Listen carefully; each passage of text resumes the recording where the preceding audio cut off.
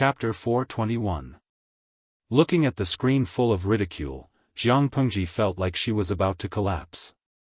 Host V, I'm telling you seriously, if you continue to ridicule me, I'm going to throw a tantrum and go on strike. This kind of threat was really weak to the audience. Instead, they laughed even harder. Zhuizhen Beishijing, Emperor of Dongqing, I'm not dead yet, you rebel, how dare you call yourself Emperor?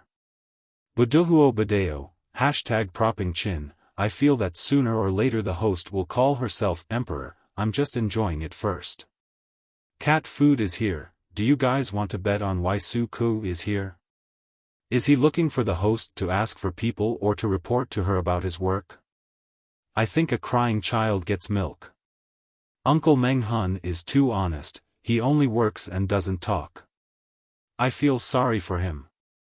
I don't think Su Ku is the type to keep quiet, he's probably here to cry too. The audience started to bet.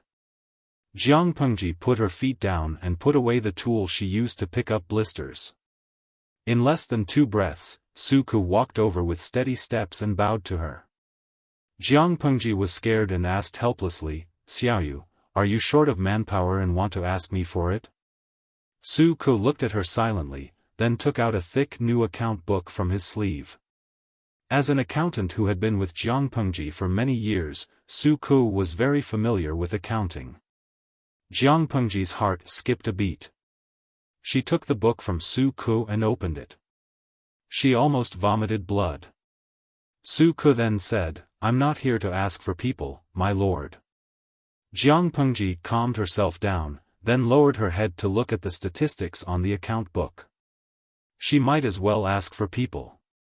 Su Ku was indeed the accountant she valued.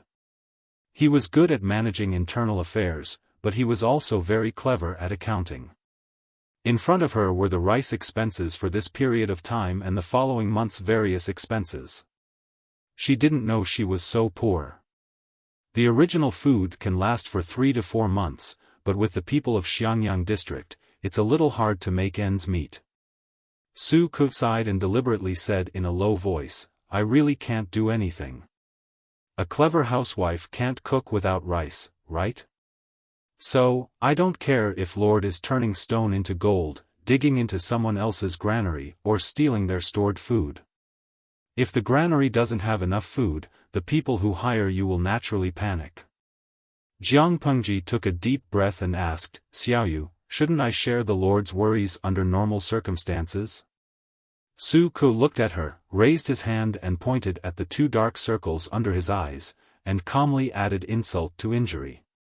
If I had the ability to be separated, would naturally share my master's burden. Su Ku was expressionless. It's a pity that I'm just an ordinary person and don't have that kind of supernatural power. Even if we split it in half, it would still be a drop in the bucket. My lord, do you still want to hear anything else? He only wanted food. It was already good enough that he didn't join in the fun and ask for people. Jiang Pengji almost couldn't control the nerves in the corners of her mouth. She took a deep breath. She said, leave the food to me. Su Ku cupped his hands respectfully and prepared to leave to continue working overtime while waiting for the food to be stored in the warehouse. Jiang Pengji was depressed. She shouted outside, Takshu, bring me some cosmetic powder. These people were bullying her for having good skin and not having dark circles under her eyes after staying up all night. The audience in the streaming room laughed hysterically as they watched Zhong Sunyuan draw 2 big dark circles under his eyes. Yu Yecheng, ha ha ha, I'm dying of laughter. I feel so sorry for Su Ku and the others' dark circles under their eyes. The lousy streamer exploits her employees and doesn't give them holidays or raises. But the streamer, you drew 2 dark circles under your eyes. Are you purely here to entertain the public? Seriously, what happened to the cold and aloof goddess? Why did she become a joker? Zueyun Katyao, #rubbing face. Am I the only one who realized that the streamer has actually been driven crazy? The subordinates are driven crazy by their work. The streamer is driven crazy by her subordinates and work. They were born from the same root, so why hurt each other?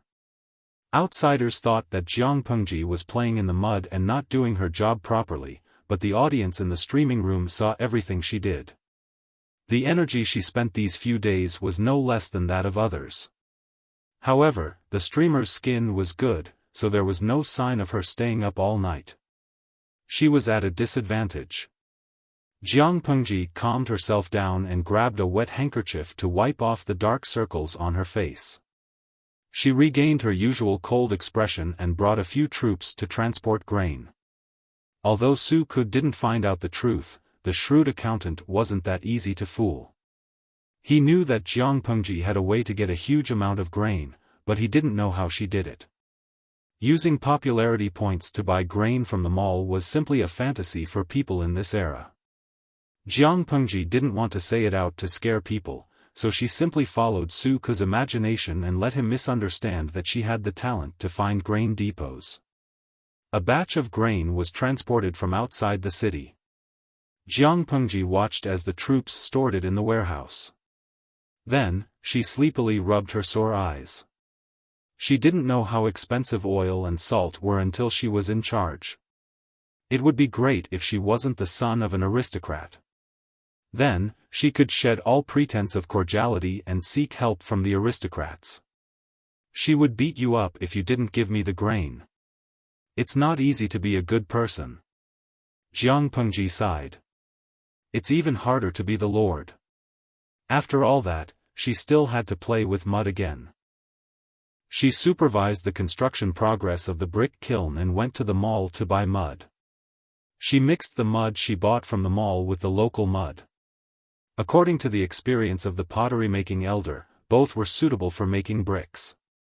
However, to save manpower, she directly bought the mud from the mall and hid it somewhere outside the city. It wouldn't take much time to transport it. If she dug the local mud, the manpower cost would be high and it would take a long time. A few subordinates could kill her. Xiangyang district was close to Chengde County, so it was very convenient to buy coal. It was summer now, so there was very little coal. Jiang Pengji ordered people to flip through the coal storage in Xiangyang district and found that there was enough to make 20 kills of bricks. With enough manpower, it wouldn't take much time to build a simple brick kiln. At that moment, everyone suddenly realized that their lord didn't play with mud anymore. She played with wood. They were dumbfounded. On the surface, she played with wood, but in reality, she was making the double-action piston bellows. If I say, I'm not slacking off, and I'm not doing my job, will anyone still believe me? She hadn't slept for 2 days to make the rubbish bellows. The audience in the streaming room could testify that she hadn't closed the streaming room for 2 days. She looked at Takshu pitifully. Her pitiful expression made Takshu laugh. Takshu comforted her with a smile. When the bricks are out of the kiln, the gentleman will understand. Jiang Pengji's wounded heart was barely healed. Although the audience in the streaming room helped, brickmaking was still a foreign field to Jiang Pengji, not to mention the technicians who were involved. They had never heard of bricks. Whether the bricks could be made or not, and what the results would be, no one was sure. Jiang Pengji waited for the news of the brick kiln. She was perturbed and nervous. However, it seemed that God couldn't stand her peace. Just as the construction of Xiangyang district was in full swing, a piece of news came. Jiang Pengji was so angry that she almost drew her sword and killed someone. Chapter 422. Jiang Pengji did not like to swear. She had always believed in the principle of using her fists instead of her mouth. Since the start of the streaming room, it seemed that only the Tsing-Yi army had enjoyed such a high standard of treatment. What ability did the Tsing-Yi army have to provoke Jiang Pengji into cursing? The audience in the streaming room was also furious. More people expressed their concerns. They hoped that Jiang Pengji could calm down a little and not be blinded by anger. The Tsing-Yi army could fight at any time. If they could not control the situation now, they might lose everything. Xiangyang district was still in a state of construction. Although it had only been a few days, it was already thriving. The audience could totally imagine that after a while, this city might shine with new life. Tumi Dalao, you must be calm, streamer. Don't be impulsive and do something that you will regret. Baidu News Department, yes, yes. The debt of the Tsing army can be settled at any time. Streamer, don't be impulsive, Buxiang Jiagang Zixiangxi, impulsiveness is the devil. Someone, hold the streamer down. Apart from these persuasions, there were naturally people who jeered. Some were completely malicious, while others were too angry. Xingshi Zizi, what are you afraid of? Are you just going to be a coward? The Tsing army directly stepped on the streamer's head. These heartless fellows deserve to die. If the streamer does not do anything this time, guess how serious the consequences will be? The troops are indeed her private troops. They are all slaves, but they have also shed blood for the streamer. If the streamer does not bring people to save them this time, who will be willing to risk their lives for her in the future? Bui Heshabi, didn't the Tsing army plead for the people? The streamer's troops saved so many people in Fengyi County. What did the Tsing army do? They burned, killed, and looted in Xiangyang district. After learning that General Jiu's Tsing army was destroyed, they directly vented their anger on the 2,000 troops in Fengyi County. They are simply beasts. Jiang Pengji was in no mood to read the bullet screen. She looked at the messenger solemnly. Her lips were tightly shut. The aura around her was filled with blood and ruthlessness. Even though she was dressed cleanly, she still gave the illusion that her whole body was stained with blood. She was like a soul reaper who had crawled out of hell. The technicians, who were looking after the brick kiln, shivered. They did not even dare to look up at her. Jiang Pengji curled her lips and revealed a bloodthirsty smile. I haven't even gone to look for trouble with them, but they've already come knocking on my door. Coincidentally, there's a shortage of manpower here. She didn't know how long she had been holding it in, but her voice had turned from clear to hoarse. It was very uncomfortable to listen to. Jiang Pengji said to the messenger, gather a few gentlemen and summon Coach Meng and Coach Luo. We're having a meeting. The last two words were almost squeezed out from the back of his molars, filled with killing intent. Qiguan Rang and the others arrived at the district headquarters one after another. As soon as they entered the door, they saw Jiang Pengji sitting at the seat of honor. Her aura was stifling. Lord, what happened? Qiguan Rang was the first to arrive, but he had never liked to be at the top, so he sat in a more secluded spot. As soon as he sat down, he saw Feng Jin and the others also entering. Their tired faces were filled with suspicion. They hadn't gathered together like this since the last meeting to assign tasks. Something big must have happened. This thought emerged in everyone's mind at the same time. Jiang Pengji didn't answer Qiguan Rang's question. She only gestured for them to take their seats before letting the messenger in. She said in a hoarse voice, repeat what you just said to the gentleman again. Hearing Jiang Pengji's voice change, their hearts skipped a beat. They tacitly turned their gazes to the messenger. The more they listened, the heavier their hearts sank. The messenger said, this morning, a severely injured soldier arrived outside the city. After careful identification, he turned out to be one of my lord's troops. The soldier's injuries were severe. He only had time to say, the Tsing army attacked Fengyi County, attacked the troops at night and massacred the people. Due to his heavy injuries, he fainted and is still in danger. Attacked the troops at night? Massacred the people? When Feng Jin and the others heard this, their hearts sank. Qiguan Rang tightened his grip on the feather fan in his hand. He was the one who brought the 3,000 troops out of Chongzhou.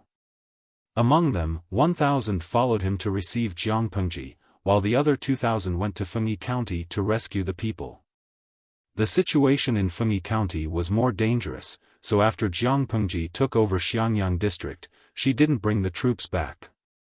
However, who would have thought that the Tsing army would be so narrow-minded? When they heard that General Jiao was killed, they took advantage of Fengyi County's unpreparedness to attack and occupy it. They even attacked the wounded camp where the troops were at night. For a moment, the entire district headquarters was immersed in a heavy atmosphere. After a while, Jiang Pengji heard a flurry of hurried footsteps coming from outside. Another messenger came in. "My lord, the troop who delivered the message has woken up." Jiang Pengji said, "Get someone to carry him in." Not long after, 2 people carried a stretcher in. A troop covered in blood was lying on it. He was barely breathing and his chest rose and fell weakly. When he saw Jiang Pengji approaching, his dull and lifeless eyes suddenly brightened. 2 streams of turbid hot tears rolled down his cheeks. He said with great effort, "Lang Jun. The Tsing army. That group of bastards, attacked at night, and injured, many of our brothers, are now in limbo. Lang Jun, you must save them." Jiang Pengji clenched her molars and said, "I will bring them back, not one of them is missing." Hearing her promise, the troop's lips trembled a few times. His eyes were filled with nostalgia and regret, but they gradually dimmed. After a while, Feng Jin raised his hand and placed it under the man's nose, then felt his pulse. He said in a low voice, "He's gone." Jiang Pengji bit her lower lip and suppressed the surging murderous intent in her heart. "Carry him away and give him a proper burial."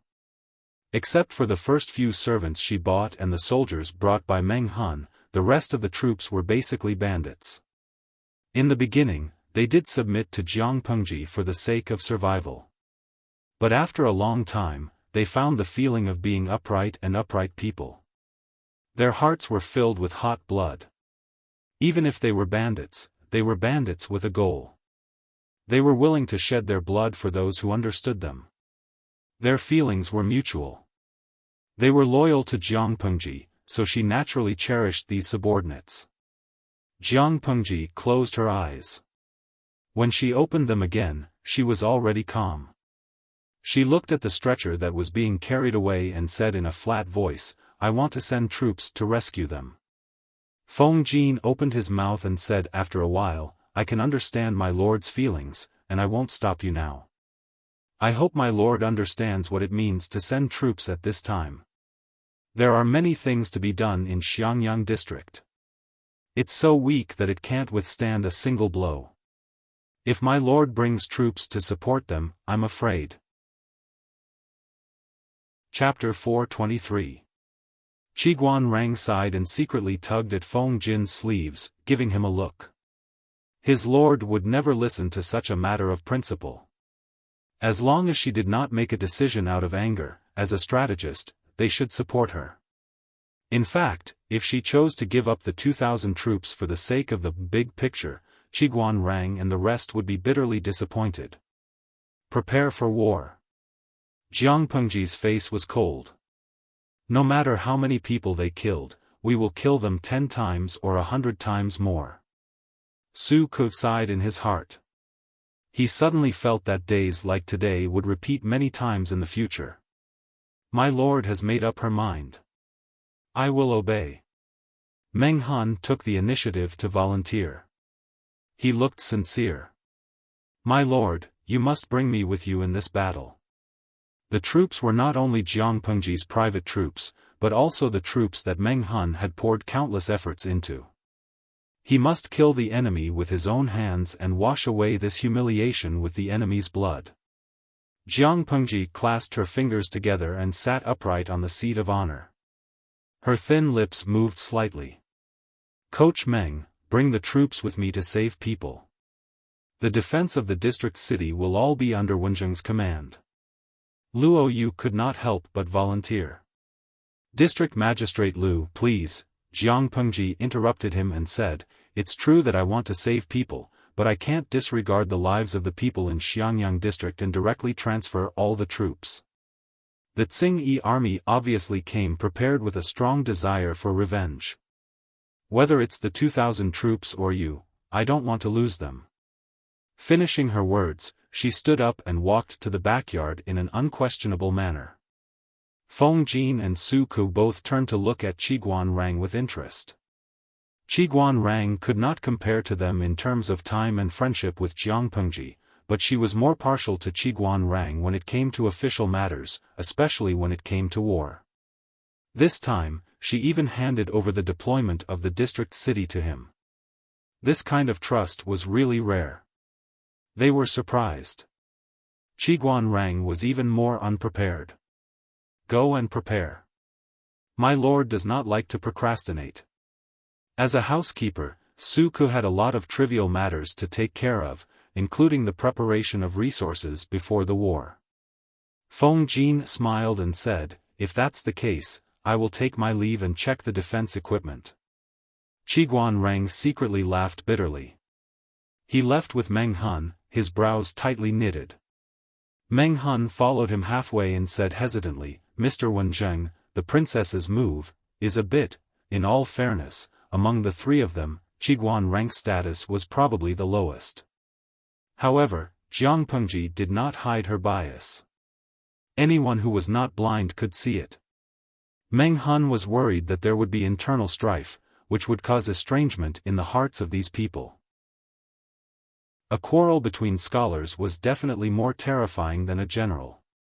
When Qiguan Rang heard this, he couldn't help but laugh. "Don't worry, Coach Meng. The Lord and the others know it very well." Meng Han was an honest man and couldn't wrap his head around it. "My lord did this on purpose? Look, Xiao Yu is proficient in internal affairs. No matter how messy the mess is, he can clean it up in his hands. Huai Yu is proficient in foreign affairs.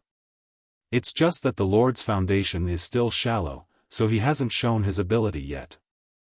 As Qiguan Rang said this, he added somewhat helplessly, "Rang is an expert in the path of treachery and is naturally suitable for the battlefield. My lord sees through everyone's strengths and weaknesses, so Huai Yu and the others won't be unhappy."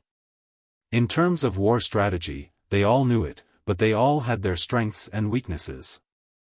In the current situation, it was obviously safer for Qiguan Rang to defend the city.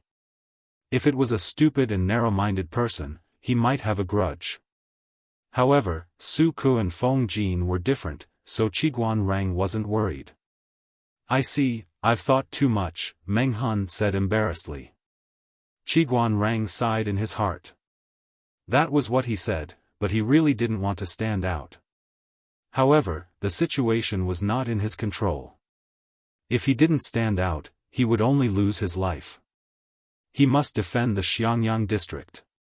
Fortunately, the defense equipment of the Xiangyang district was still there. He had recruited many soldiers these few days, so he still had some confidence. Qiguan Rang wasn't like the unruly Tsing-Yi army. If Jiang Pengji broke through the city defense set up by him, it wouldn't be that easy. In less than 2 hours, Su Ku completed the pre-war preparations. The troop of 1,000 people was ready to go. Everyone brought 6 days' worth of dry rations. Jiang Pengji didn't say any nonsense. She simply said, "Kill the Tsing-Yi army. We'll bring all our brothers back." The summer wind blew over hot and dry. Her voice was clearly heard by everyone's ears. Everyone felt as if a heavy boulder was pressing down on their hearts, and under the boulder was a roaring beast that was about to break out of its seal. "Kill the Tsing-Yi army. Bring our brothers back." Meng Han shouted in a suppressed voice. "Kill the Tsing-Yi army. Bring our brothers back. Kill the Tsing-Yi army. Bring our brothers back. Kill the Tsing-Yi army. Bring our brothers back." The uniform roar resounded in the sky above their heads. It was deafening. The anger was about to burst out. "Let's go." Running with a heavy load was a regular training course for the troops. Ordinary people would be panting after running 3 to 5 miles. For the troops, they would at most be sweating. Moreover, they only brought improved crossbows, a bag of arrows, a water bag, and dry rations for the next few days. This bit of weight couldn't be compared to their usual training. Naturally, it was easier. Standing at the city gate, Qiguan Rang sighed as he watched Jiang Pengji leave with her men. He ordered his men to strengthen the defense. Originally, he thought that the next 6 months would be more stable. He was willing to work overtime brainlessly. Who knew that the Tsing-Yi army would be so blind to provoke Jiang Pengji? According to her vengeful personality, she would definitely wipe out the Tsing-Yi army in Fengyi County. "I guess I'll have a tiring life," he muttered in a low voice. There was a hidden worry in his eyes as he looked into the distance. "You must come back safely." After traveling for 4 hours, Jiang Pengji asked her men to stop and rest for 15 minutes. She spread out the great universal geographical map of Fengyi County. Meng Han panted heavily and asked, "My lord, which direction should we go next?" The weather was too hot. Even if they didn't carry much weight, they were exhausted after a long journey. However, what made him even more depressed was that the troops who desperately came to ask for help didn't have time to inform the main troops of their location. Or rather, they didn't know where it was. The terrain of Fengyi County was more complicated. The troops were just outsiders. It was good enough that they could hold on to reach Xiangyang district to report. How could they expect anything else? Therefore, they could only think of a way to determine where the troops were trapped. This undoubtedly increased the difficulty of rescue. If they made a wrong judgment and took the wrong detour, it would be too late. "Buwei Heshabi, I hope we can make it in time.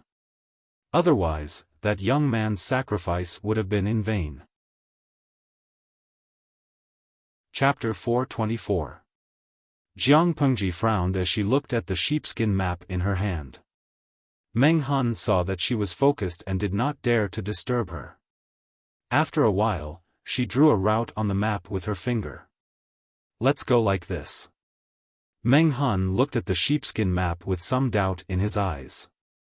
He did not know why she was so sure.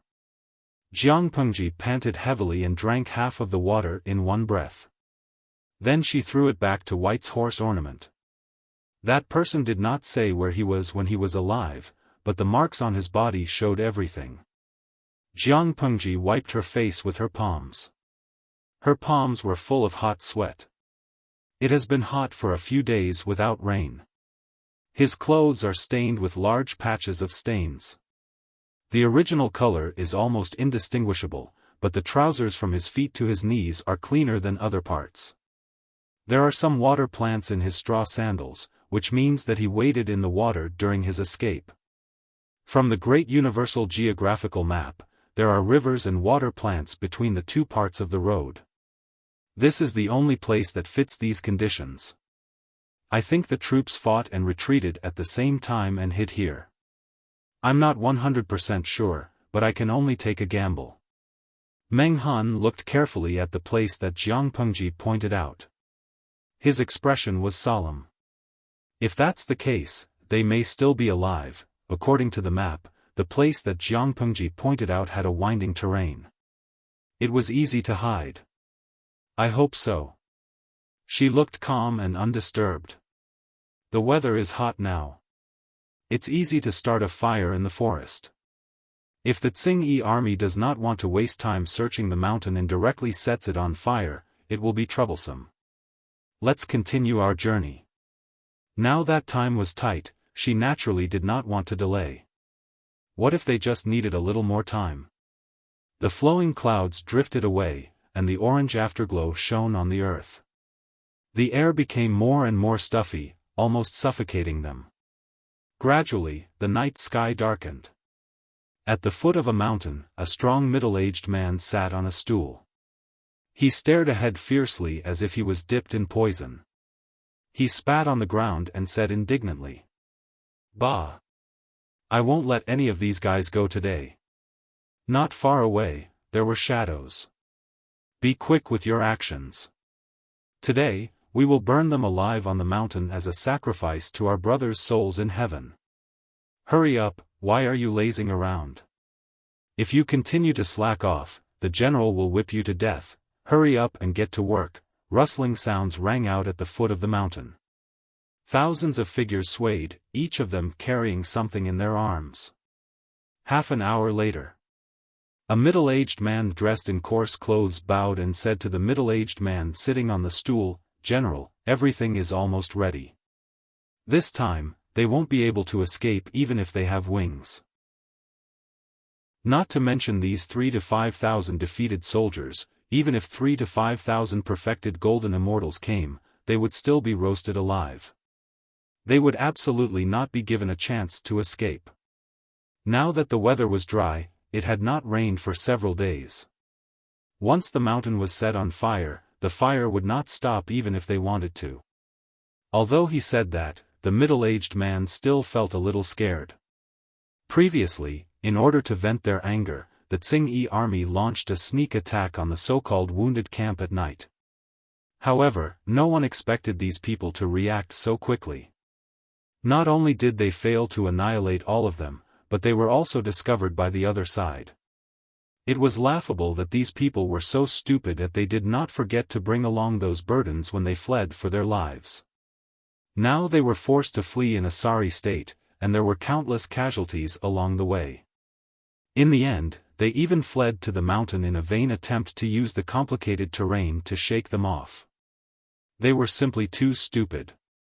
Why did they enter the deep mountains to search? They could just directly set fire to it. These people did not notice that behind a huge rock on the mountain, there was a figure carrying a crossbow hiding. After a while, this person returned to the mountain with a heavy expression. He panted and said, "These beasts are really planning to set fire to the mountain. The foot of the mountain is full of dry firewood. Set fire to the mountain? What should they do?" Hearing this, many people panicked. Most of these people were injured. Many of them were pale and had dark eye sockets. They looked listless. There were old people, children, and many young men and women. In the face of impending death, they could only hug each other and cry bitterly. They originally thought that these people could protect their safety and help them escape, but now they were in a desperate situation. The shadow of death shrouded their hearts. Under such pressure, finally, someone could not help but stand up and roar. "It's all because of you, Jinx. If not for you." Poof! Before this person could finish speaking, an arrow emerged from his knee, and blood gushed out. Seeing that person wailing in pain and rolling on the ground while hugging his leg, many people screamed. The scene was almost chaotic. Pow! The person who shot the arrow pulled out the arrow. He did not mind the blood and dirt, and directly stuffed it back into the quiver. "I hope you understand that if not for saving you, why would my brothers and I be trapped in this lousy place? My brothers who have followed me for 3 to 4 years died to save you useless people. I didn't complain, so what right do you have to speak? All of you, shut up. Whoever dares to make any noise will end up like this." At this moment, someone laughed sinisterly and echoed, "That's right, if not for our master's generosity, who would want to drag you out from the ruins? Now that the Qingyi army has come knocking, you're starting to throw away your burdens. If I had known that I would save a group of ingrates, would have abandoned you long ago. Let's see how the Qingyi army treats you. The men will be beheaded and their legs will be chopped off, the women will be used as prostitutes, and the children will not be spared. By the way, I used to be a bandit. I don't mind going back to my old profession and killing you first to vent my anger. Enough, the more you speak, the more outrageous you become." The person who spoke was a youth in brown. He sat on a rock, and a silver-white spear was placed beside him. He had dashing eyebrows and bright eyes, and a handsome face. Even though the bloodstains on his face had dried up, it still could not hide his unparalleled beauty. There was a 3-inch long wound on his left arm. Even though it was tightly bandaged with rags, blood still seeped out. He seemed not to feel the sharp pain in his arm, and his expression was normal. If not for the troops' words that crossed the line just now, he would not have even frowned. "Brotherly, we've implicated you this time." Although he was reprimanded, the troop did not seem to be angry. He even smiled apologetically at the youth. If not for the youth in brown's righteous help, leading them to flee everywhere and relying on the advantage of being familiar with the terrain, they kept approaching Xiangyang district. Along the way, they caused trouble for the Tsing-Yi army several times. They were afraid that they would not have lasted until now. They would have reported to Yen Luo Dian long ago. The youth with the surname Li shook his head slightly and said in a low voice, "I'm fine." "What should we do next?" "Are we just going to sit here and wait for death?" someone murmured softly. Everyone was silent. Out of the 2,000 troops, there were less than 1,000 now. The remaining brothers were all killed by the Tsing-Yi army in order to cover their retreat or protect the people. One by one, they died tragically. Thinking of those scenes, some of them could not help but cover their eyes and cry. Chapter 425. After the youth with the surname Li heard him, he said boldly, "How can I miss out on such a joyous occasion?" The troop member's face was bitter. He said to Li Yun, "Brother Li has already helped us a lot. We can't let you lose your life no matter what. You're skilled in martial arts. You'll definitely break out of the encirclement. We don't ask for anything else. We only ask for Brother Li to go to Xiangyang district and tell our master Lang Jun that even though we're bandits, we have the guts to fight till the end. We didn't embarrass him today." Li Yun stood up with his spear in his right hand. "You're all unyielding men. If I abandon you, I won't feel at ease for the rest of my life. There's no need to say anything. Either we rush down together and fight again, or we walk together on the road to hell. Or we wait for death here. Don't make a fuss." Li Yun's heroic demeanor boosted everyone's morale by a notch. Yes, what was there to be afraid of? Even if they couldn't survive today, at most they would walk on the road to hell. They had so many loyal brothers by their side. They wouldn't be lonely at all. They were originally bandits. Every day, they lived with swords and blood. They were already indifferent to life and death. At most, they would leave a scar as big as a bowl and come back to the human world 18 years later. "Brother Li, I owe you 2 lives. If there's a next life, I'll do anything for you." Li Yun's martial arts were very strong. In the eyes of many troops, he was even stronger than their chief instructor. His spear technique was vigorous. He didn't have any stage fright even when fighting 1 against 10. If it wasn't for Li Yun's help, the troops would have been wiped out. They wouldn't have the chance to talk about their lofty aspirations here. Don't be fooled by Li Yun's usual manner of speaking and smiling, appearing to be very cold and aloof. He was actually very shy on the inside. He smiled shyly at the troops' heartfelt words. He didn't have the slightest sorrow of going to hell. "We're all brothers. Why bother about this?" The troop member was startled. After a while, he said with reddened eyes, "Yes, we're all brothers." Given the current situation, the troops had no way to take care of the people. In the beginning, if they abandoned the people, the Tsing-Yi army's night attack wouldn't cause much harm to them. However, in the end, he could not bear to give them up. Once he gave up, these people would practically be sentenced to death. The Tsing-Yi army raised the banner of doing everything for the people, but in reality, they were just a group of mobs venting their inner anger and acting recklessly. Look at the scenes wherever they went. They even looked down on the troops who were originally bandits. Even when they were bandits, they were not as arrogant as the Tsing-Yi army. At this point, they were already helpless. They couldn't even protect themselves, so how could they protect these commoners? Everyone in the troop packed up the few arrows in the quiver, checked the use of the crossbows, and wiped the daggers or long knives on their waists. They all looked serious, as if they were not going to die, but were preparing for some kind of solemn ceremony. Everyone made up their minds.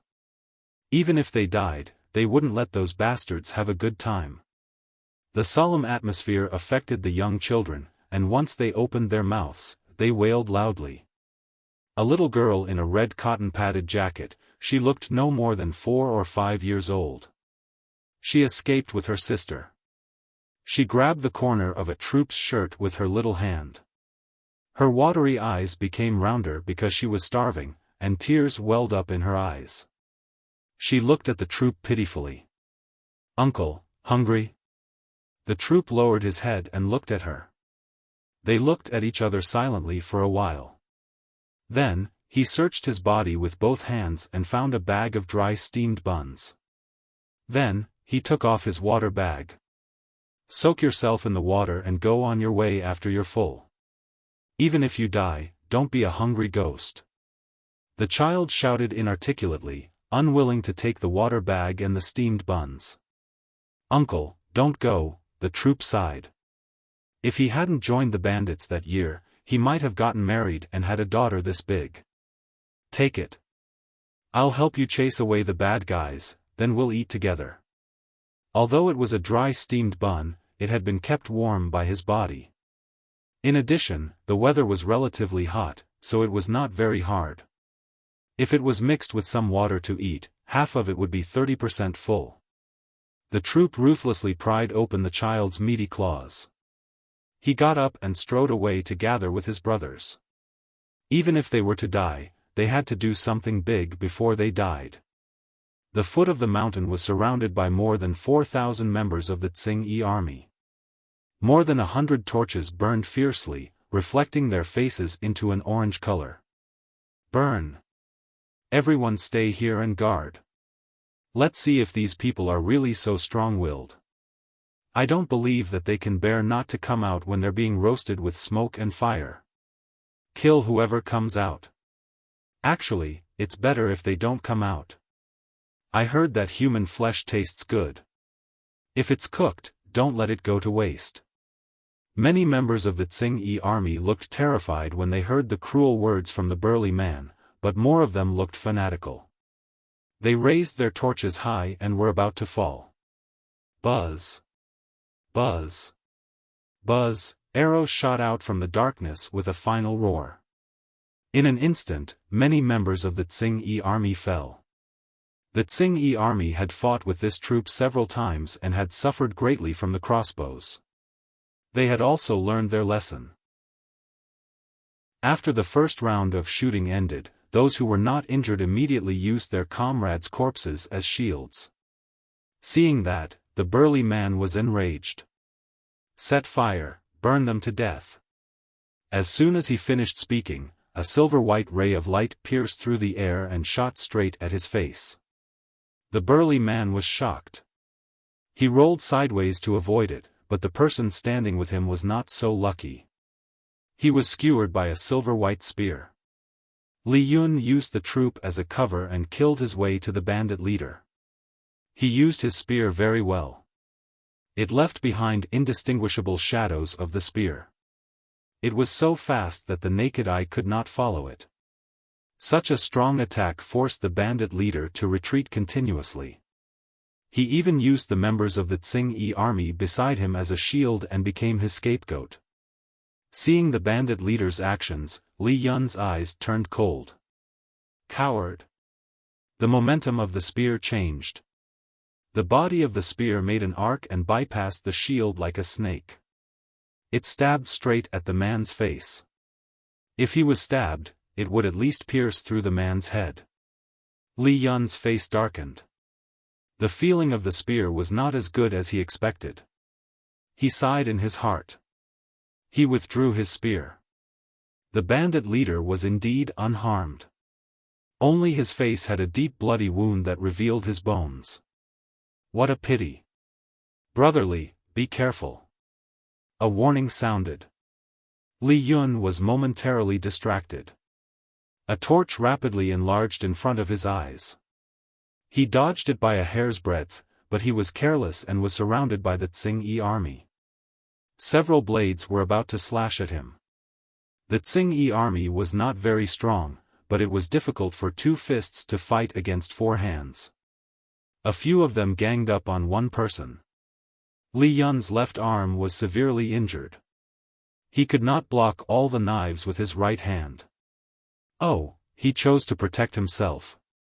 It was better to be seriously injured than to be chopped into minced meat. In the end, other than the stab on his back, the expected pain did not come. Poof, poof, the sound of arrows piercing through flesh was heard. Blood splattered on his face. Chapter 426. Is that the crossbow of the troops? Li Yun recognized the familiar buzzing sound immediately, but he realized that the direction of the arrows was wrong. Before he could think, a few more arrows pierced through the air, accurately saving a few troops who were on the brink of death. No. Are they reinforcements? Li Yun's face was filled with joy. If he could survive, who would want to seek death? After thinking about it, the silver-white spear returned to its threatening state and instantly repelled two enemies. He shouted loudly, "Brothers, reinforcements are here." Reinforcements? Could it be that the brother who volunteered to look for Lang Jun for help had already completed his mission? A strong desire to live ignited in his heart. His originally dispirited spirit was suddenly roused, and a strong resistance erupted. As if to confirm Li Yun's words, countless arrows buzzed and the corpses of the Tsing-Yi army fell continuously. After 2 waves of shooting, a group of men and horses rushed out from the darkness. Wasn't the leader the people were very familiar with, Meng Han? Endless anger brewed in their murderous cries. It was as if they wanted to take revenge and collect all the blood debts of their brothers. The Tsing-Yi army's torches did not set the forest on fire, but they burned their own people. The raging fire burned their bodies. Painful cries mixed with murderous cries. The place was like a battlefield of Azura. People died every second. Jiang Pengji put down her crossbow, raised her hand to pull out the long sword from her waist, and rushed to the battlefield. The sword in her hand rose and fell, taking a life with each slash. In a short while, her body was stained with blood. Li Yun picked up his spear again to look for the bandit leader. Who knew that the bandit leader ran so fast, wanting to escape when he saw that the situation was not good? Where is he? He was suspicious. He used the spear in his hand to carve out a path of blood, but he did not see the strong bandit. His eyes narrowed, and he saw a familiar figure. It was as if he saw the most beautiful virgin, and his eyes lit up. He was about to rush over to snatch the head, but before he could get close, a white light flashed across the bandit's neck, and his head flew up into the sky. When he looked again, a pair of unfamiliar hands grabbed the fallen head. Li Yun was speechless. Who snatched his head? The enemy is a bandit. Whoever doesn't surrender will be killed.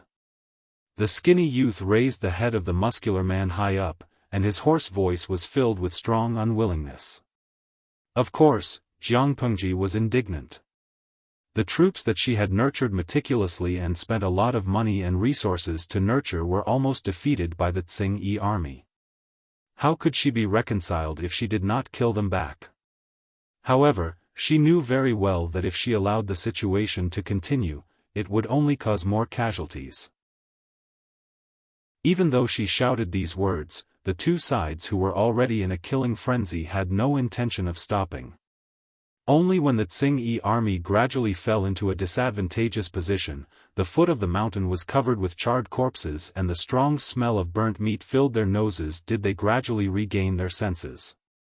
The remnants of the Tsing-Yi army knelt on the ground and surrendered. Some of you, check the captives. The rest of you, go and extinguish the fire, lest it burns the forest. Jiang Pengji said in a hoarse voice. She casually threw the level stone aside. Her eyes revealed a ferocious glint, and no one dared to look her in the eye. I'll settle the score with the Tsing-Yi army sooner or later. He deserves to die for injuring my subordinates. Meng Han clenched his fists, anger brewing on his calm face. The battlefield was barely cleared until dawn.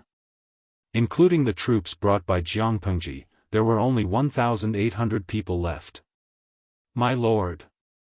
Meng Han opened his sore eyes, as if he would cry in the next second. He could not help but feel heartache. Out of the 3,000 troops brought from Chongzhou, only 1,800 were left. Although the casualty rate was not high, every troop was the best of the best according to the standards of this world. Losing one was heartache, let alone losing nearly half of them. Are they all buried? Jiang Pengji frowned, but she did not reveal much emotion. She was used to seeing life and death. At most, she would feel sentimental for a moment, but she would not wallow in it and be unable to extricate herself. My brothers have all been buried. Meng Han originally wanted to bring their corpses back, but the current situation did not allow for it. He could only bear the pain and bury them on the spot. Everyone had a grave. The only consolation was that their graves were all in the same place, so they should not feel lonely. Bring them back. Jiang Pengji's expression was solemn. Her gaze swept around calmly and landed on Li Yun. Seeing the state of his right hand, she raised her eyebrows and asked Meng Han, "Who is this person? Why haven't I seen him before?" According to Jiang Pengji's training method, the position of the thick calluses on the troops' hands was not like that. Hearing her question, one of the troops braced himself and said, "Brother Li is our benefactor." Benefactor? Jiang Pengji looked at Li Yun. What's going on? At the mention of Li Yun, many people felt that they were really lucky. Li Yun was from Fengyi County. His parents died when he was young, and he learned martial arts from his mentor in the mountains near Fengyi County. Previously, when the troops were being chased by the Tsing-Yi army, Li Yun happened to pass by. He heard about the atrocities of the Tsing-Yi army and subconsciously sided with the troops. He enthusiastically volunteered to lead the troops and help them get rid of their pursuers. He looked cold, but in fact, he was a friendly young man. He was straightforward and not pretentious. In addition, he helped to save people several times, so he was quickly accepted by the troops and they called each other brothers. Jiang Pengji listened and calmly replied, "Oh. Do you have anywhere else to go?" Jiang Pengji asked Li Yun. Li Yun did not react for a moment, then he said, "My master asked me to go down the mountain to take a look, but he didn't specify where to go." In fact, his master's original words were that the situation in the world had changed. Only by continuously challenging people and fighting could he improve his martial arts skills. Hence, he asked him to go down the mountain to broaden his horizons. If he returned with a scholarly reputation, he might be able to marry a good wife and carry on the Li family's ancestral line. Because Dongqing valued literature and restrained martial arts, learning martial arts was not as popular as learning literature. His master originally said that Li Yun would become a big problem. Now that the world was in chaos, it was a good time for martial artists to rise and roam the world. If you don't have a fixed goal, why not come to Xiangyang district? Now that the north of Dongqing is in a mess, it's very dangerous for you to be alone outside. Li Yun thought about it and nodded readily. Okay. He saw that the slender youth in front of him was very skilled. If he went to Xiangyang district, he might have a chance to spar with him in the future. Although Li Yun was smart, he had blind trust in his master. He would never forget his two goals for going down the mountain, to fight and improve his martial arts skills, to gain a scholarly reputation and get a wife. Seeing the aloof Prince Charming reveal such a naive and sweet side, the audience in the streaming room expressed their amazement. Tumi Dalao, #propping chin, the handsome Prince Charming has been lured to Xiangyang district by the streamer just like that. Doesn't he know that the streamer's boat can only be boarded and not left? You can refer to the pitiful coach Luoyue, now he's working overtime like a dog. Guxiang jiagang zixiangxi, I seem to see the future of a delicate flower gradually withering under the pressure of working overtime. Chapter 427. Li Yun's words made Jiang Pengji's mood slightly better. Coincidentally, she caught a glimpse of the bullet screen in the streaming room. Host V, there's free high-quality labor, why wouldn't I use it? She straightforwardly admitted her little scheme.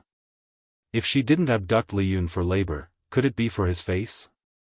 Tumi Dalau, streamer, I give you 82 points for your straightforwardness, the rest is 666 points for you. Renshin Weiku, I give the streamer's straightforwardness 101 points, one more point won't make her proud. Yinuagia Zhuga Chinma, I've never seen such a shameless person. I only admire the streamer for being thick-skinned. Shan's Haotio, compared to the streamer, even Zhou Bapi seems to have become kinder. Trinitrotoluene, all of you are talking about the streamer, then I pity the handsome Liyun. I'm a fan of his looks. He's handsome, can fight, and has a strong contrast. There aren't many handsome guys like him in this society anymore. I should be a fan and cherish them. Liyun was completely unaware that his looks were sought after by the audience in another world. He brandished his spear with one hand and flung away the blood stains on the spear. His movements were elegant and clean. This dashing action mercilessly poked the cuteness of some fangirls. Jiang Pengji ignored the agitated bullet screen and leaped onto White's back. After a night's time, the troops had been assembled. Counting the number of people, there were about 1,500 members of the Tsing-Yi army as captives, and 2,300 people from Fengyi County were escorted out by the troops who risked their lives. Jiang Pengji gave them a choice, whoever was willing could follow her to Xiangyang district. If they were unwilling, there was no problem. They would be given a day's worth of rations. Their life and death would be up to the heavens. Everyone had witnessed the brutality and recklessness of the Tsing-Yi army. Now they didn't even dare to return to their hometown, let alone walk outside. Therefore, except for a few who wanted to seek refuge with their relatives, most of the people chose to follow Jiang Pengji to Xiangyang district. No matter what, it couldn't be worse than the current situation. It wasn't far from Xiangyang district. Even if they rushed all the way, it wouldn't take more than 12 hours. Even though the Tsing-Yi army captives and ordinary people were somewhat of a hindrance, it would take them at most 2 or 3 days to cover the journey. As for the rations for the journey, everyone would save some. It should be able to last until they reached Xiangyang district. It was fine as long as they didn't starve to death. Jiang Pengji was calculating in her heart. From the corner of her eyes, she saw the emaciated faces of the troops and her heart softened. Let's eat something first. We'll continue our journey after you're full. The troops received the most rations, while the common people only got half. Regarding this distribution method, even if the commoners had complaints in their hearts, they did not dare to voice it out. As long as they didn't starve to death, they would be able to survive until they reached Xiangyang district. Jiang Pengji gave the troops time to eat. Almost everyone held the dry food and chewed it in big mouthfuls. They ate very fiercely. Some people's eyes reddened as they ate, their salty tears wetting their rations. "Uncle, are you crying from hunger?" The little girl in the red jacket widened her round eyes and used her meaty claws to wipe away the tears on his face. She thought for a moment, lowered her head, and took out half of the steamed bun that her troops had given her last night. She handed it to him. "For you." The steamed bun had already gone bad. The soldier raised his hand and rubbed the little girl's head. "This is more delicious. I'm envious of it. That's why I cried, to exchange it with you."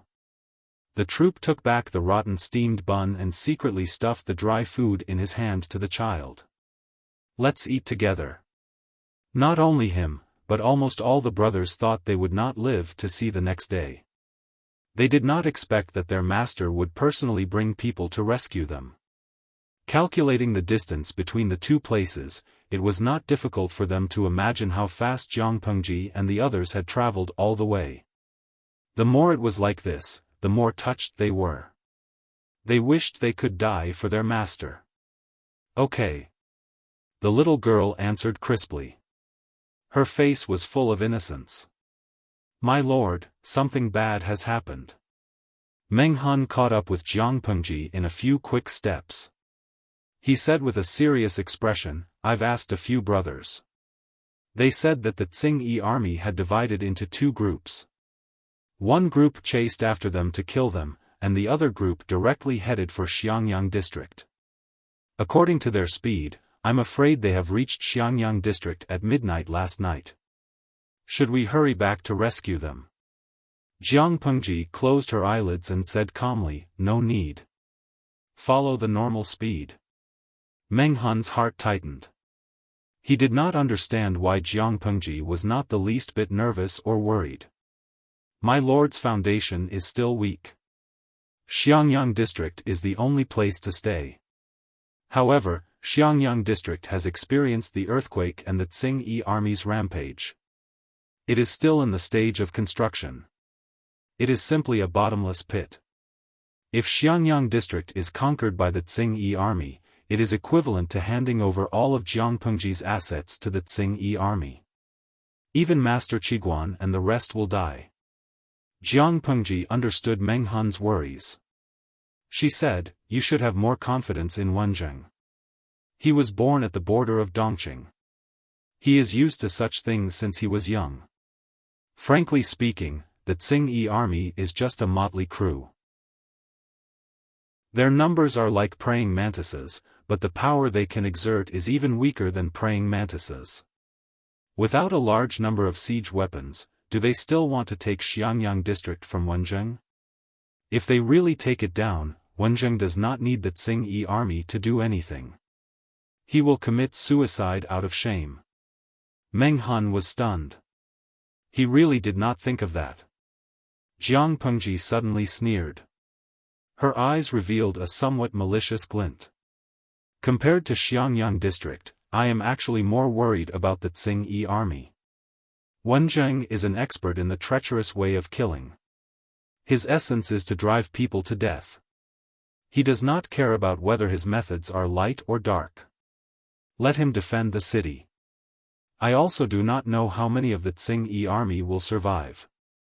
Xiangyang district is still lacking people. I hope not too many will die. Meng Han listened and was secretly speechless. Obviously, he and Qiguan Rang have been together for a few years. Why is it that his understanding of Qiguan Rang is less than half of the Lord's? Do you know why the Tsing-Yi army was defeated so easily? Jiang Pengji said scornfully, a group of ordinary people without armor, how can they resist other people's knives, spears, and sticks?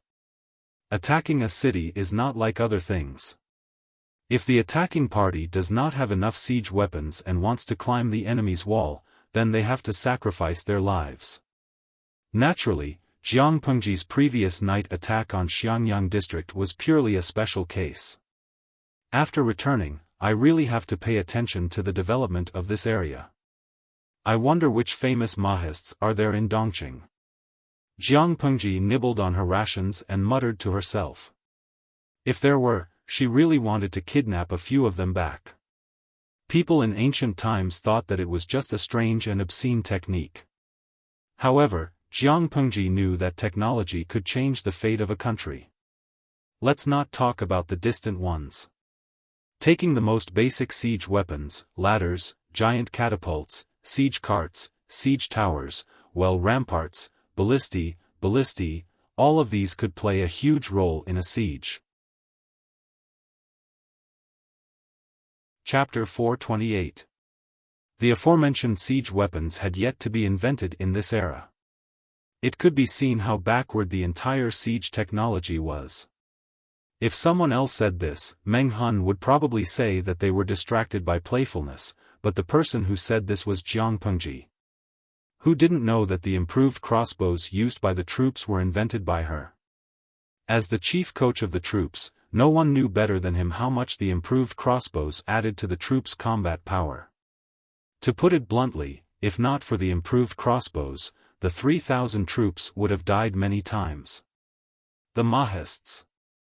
I haven't heard of them, Meng Han thought carefully, but unfortunately he couldn't find any useful memories.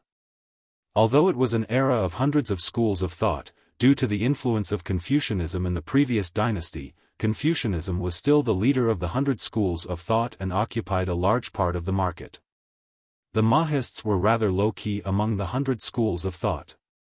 Perhaps there were many disciples of the Mahists, but most of them concealed their identities and had a low reputation. Meng Hun felt that it would be difficult to find a few outstanding Mahists in Dongqing. Forget it, it's not too late to think about it in the future. She wanted to recruit the Mahists, not because she wanted to gain anything from them. Who else in the world was more proficient than her in war machines? She just wanted to guide them in the direction of scientific experts and leave the seeds of science in the world.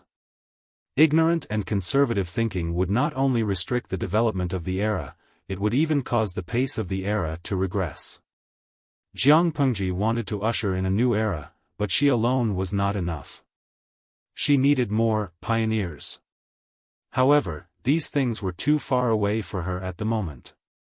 Instead of thinking about these, she might as well think about the construction of Xiangyang district. 2 flowers bloomed, one on each side. Just as Jiang Pengji trusted, Qiguan Rang did not let her down. With just 1,000 imperial guards and the 2,000 recruited soldiers, they firmly defended the Xiangyang district. The Qingyi army did not have enough rations and could only hold on for 2 to 3 days. Not to mention that they could not take down the city after a long time, they successively lost more than 1,000 men. In the end, they could only helplessly choose to retreat. It was like a tortoise full of thorns, it was impossible to bite it off. Qiguan Rang stood on top of the wall and looked at the retreating Qingyi army regretfully. He waved his feather fan lightly and sighed. What a pity. If it wasn't for the fact that there were too few people at his disposal and the city was in ruins, he would really like to take the risk and swallow the Qingyi army. When Luo Yu heard this, he thought that something was wrong, so he comforted him. Mr. Qiguan defended Xiangyang district and caused the Qingyi army to lose more than 1,000 corpses. It's not easy. Qiguan Rang only showed his usual smile and ordered his men to clean up the battlefield. That afternoon, the golden crow was about to set in the west. The soldiers standing guard on the Archer Tower noticed a group of people in the distance, stepping on the afterglow of the setting sun and approaching Xiangyang district. The stimulation of the past few days had made everyone tense up. They thought that this was another enemy coming to attack, so they hurriedly sent out a signal. Qiguan Rang had been guarding the city for the past few days without sleep or rest. Now that he saw the signal, he could not help but perk up and climb up the city wall. He squinted his eyes and looked for a long time. Unfortunately, the distance was a little far, and he could not determine the origin of the other party in a short period of time. After a while, he said, "It's nothing. Our Lord has returned." "The Lord is back?" When the soldiers guarding the city heard this, they almost jumped in joy. Qiguan Rang opened his bloodshot eyes and said hoarsely, "Send someone to inform Feng Langjun and the others." He raised his hand to wipe his face. He had not washed his face for a few days, and there was a layer of grease on his face. Fortunately, Qiguan Rang was not obsessed with cleanliness. If it was Feng Jin, he might go crazy. He asked someone to get him some water and splashed it on his face. After washing up a little, he looked more energetic. "Let's go and welcome our Lord." Qiguan Rang's voice had a hint of joy in it.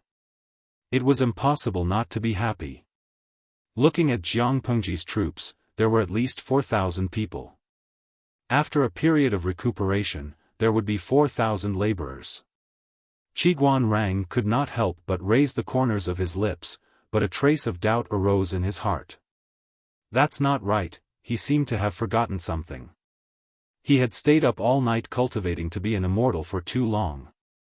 His brain was not very bright. Qiguan Rang subconsciously did not think about what he had forgotten.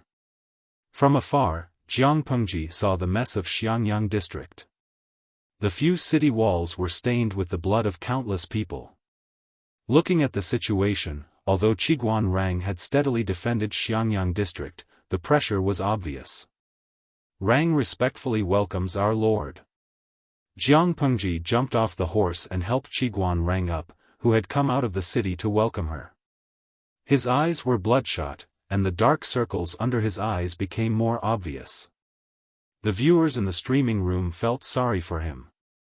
It was rare for Jiang Pengji to be soft-hearted. She said, "It's been hard on Wenjing to defend the city these few days. Leave the rest to me and Huayu. You should go back and rest first, lest you tire yourself out." This time, Qiguan Rang did not stubbornly say he was not tired. Not to mention anything else, he felt that he could fall asleep instantly if his head touched the pillow. Feng Jin and the rest received the news and rushed over. Seeing that Jiang Pengji had returned safely, they immediately heaved a sigh of relief. The scale of the Tsing-Yi army that attacked Xiangyang district was not large, and they were just a motley crew. They had the advantage of the city walls and the equipment to defend the city. In comparison, Jiang Pengji and the rest who went out to rescue them were in more danger. Now that they saw her return unscathed, the boulder in the hearts of Feng Jin and the others was finally lifted. Looking left and right, why did they not see Qiguan Rang? Wenjing is too tired from guarding the city these few days. I just let him go back and rest first. After Jiang Pengji finished speaking, she then turned to Feng Jin. Huayu, I'll leave the matter of how to make arrangements for the people of the Tsing-Yi army and Fengyi county who were captured. There are many young and strong men among them, I think they can be put to good use. Feng Jin knew that there would be many more households in Xiangyang district, and he immediately felt sorry for Qiguan Rang. One must know that this unlucky brother was in charge of registering the household register. The more people there were, the more work he had to do. In ancient times, there were no computers or typewriters. When Qiguan Rang re-recorded the household register, every word had to be written by hand. Not to mention him, even the few girls he borrowed from Jiang Pengji had dark circles under their eyes during this period of time. Now that there were suddenly thousands of people added to Xiangyang district, it meant an endless life of overtime. Qiguan Rang did not show any reaction on the surface, but he was probably gnashing his teeth in anger. Feng Jin secretly thought to himself, but he agreed to it verbally. Jin will definitely make arrangements for them. Jiang Pengji then said to Su Ku, with thousands of extra mouths, the food in the granary can't withstand the consumption. Recruit labor from these people as soon as possible and let them work in exchange for food. After all, we are not running a charity, the free food can't provide for a few meals. Su Ku nodded. Although the workload had increased, compared to Qiguan Rang, he could still accept it. Humans could not withstand comparison. As for the troops. When Jiang Pengji mentioned the troops, she could not help but think of the fact that nearly half of them had been lost. Thinking about it made her heart ache. Coach Meng, let the troops have a day off first. They have been running all over the place during this period of time, everyone is tired. As for the brothers who are injured, give them time to recuperate according to the severity of their injuries. They will not join the work in Xiangyang district for the time being. Wait until their injuries are healed, then arrange tasks. Chapter 429. After arranging everything properly, Jiang Pengji heaved a sigh of relief. However, it was not the time to be completely at ease. Now that the world was in chaos, the only way to protect oneself was to strengthen oneself. She still had to prepare some city defense equipment to turn the entire Xiangyang district into an impenetrable fortress. Then, she would not have to fear the harassment of the Tsing-Yi army. The honest Li Yun noticed the tiredness on everyone's faces and asked curiously. Jiang Pengji sighed, the Xiangyang district has gone through 3 major disasters. Now, everything is being done. There is a shortage of people everywhere. The people need to be properly settled, the destroyed houses need to be rebuilt, and the wasteland outside needs to be reclaimed. Otherwise, I don't know how many people will starve to death next year. Capable people do more work. Even if I'm tired, it can't be helped. I can only use one person like two and try my best to do it. Li Yun was a helpful person.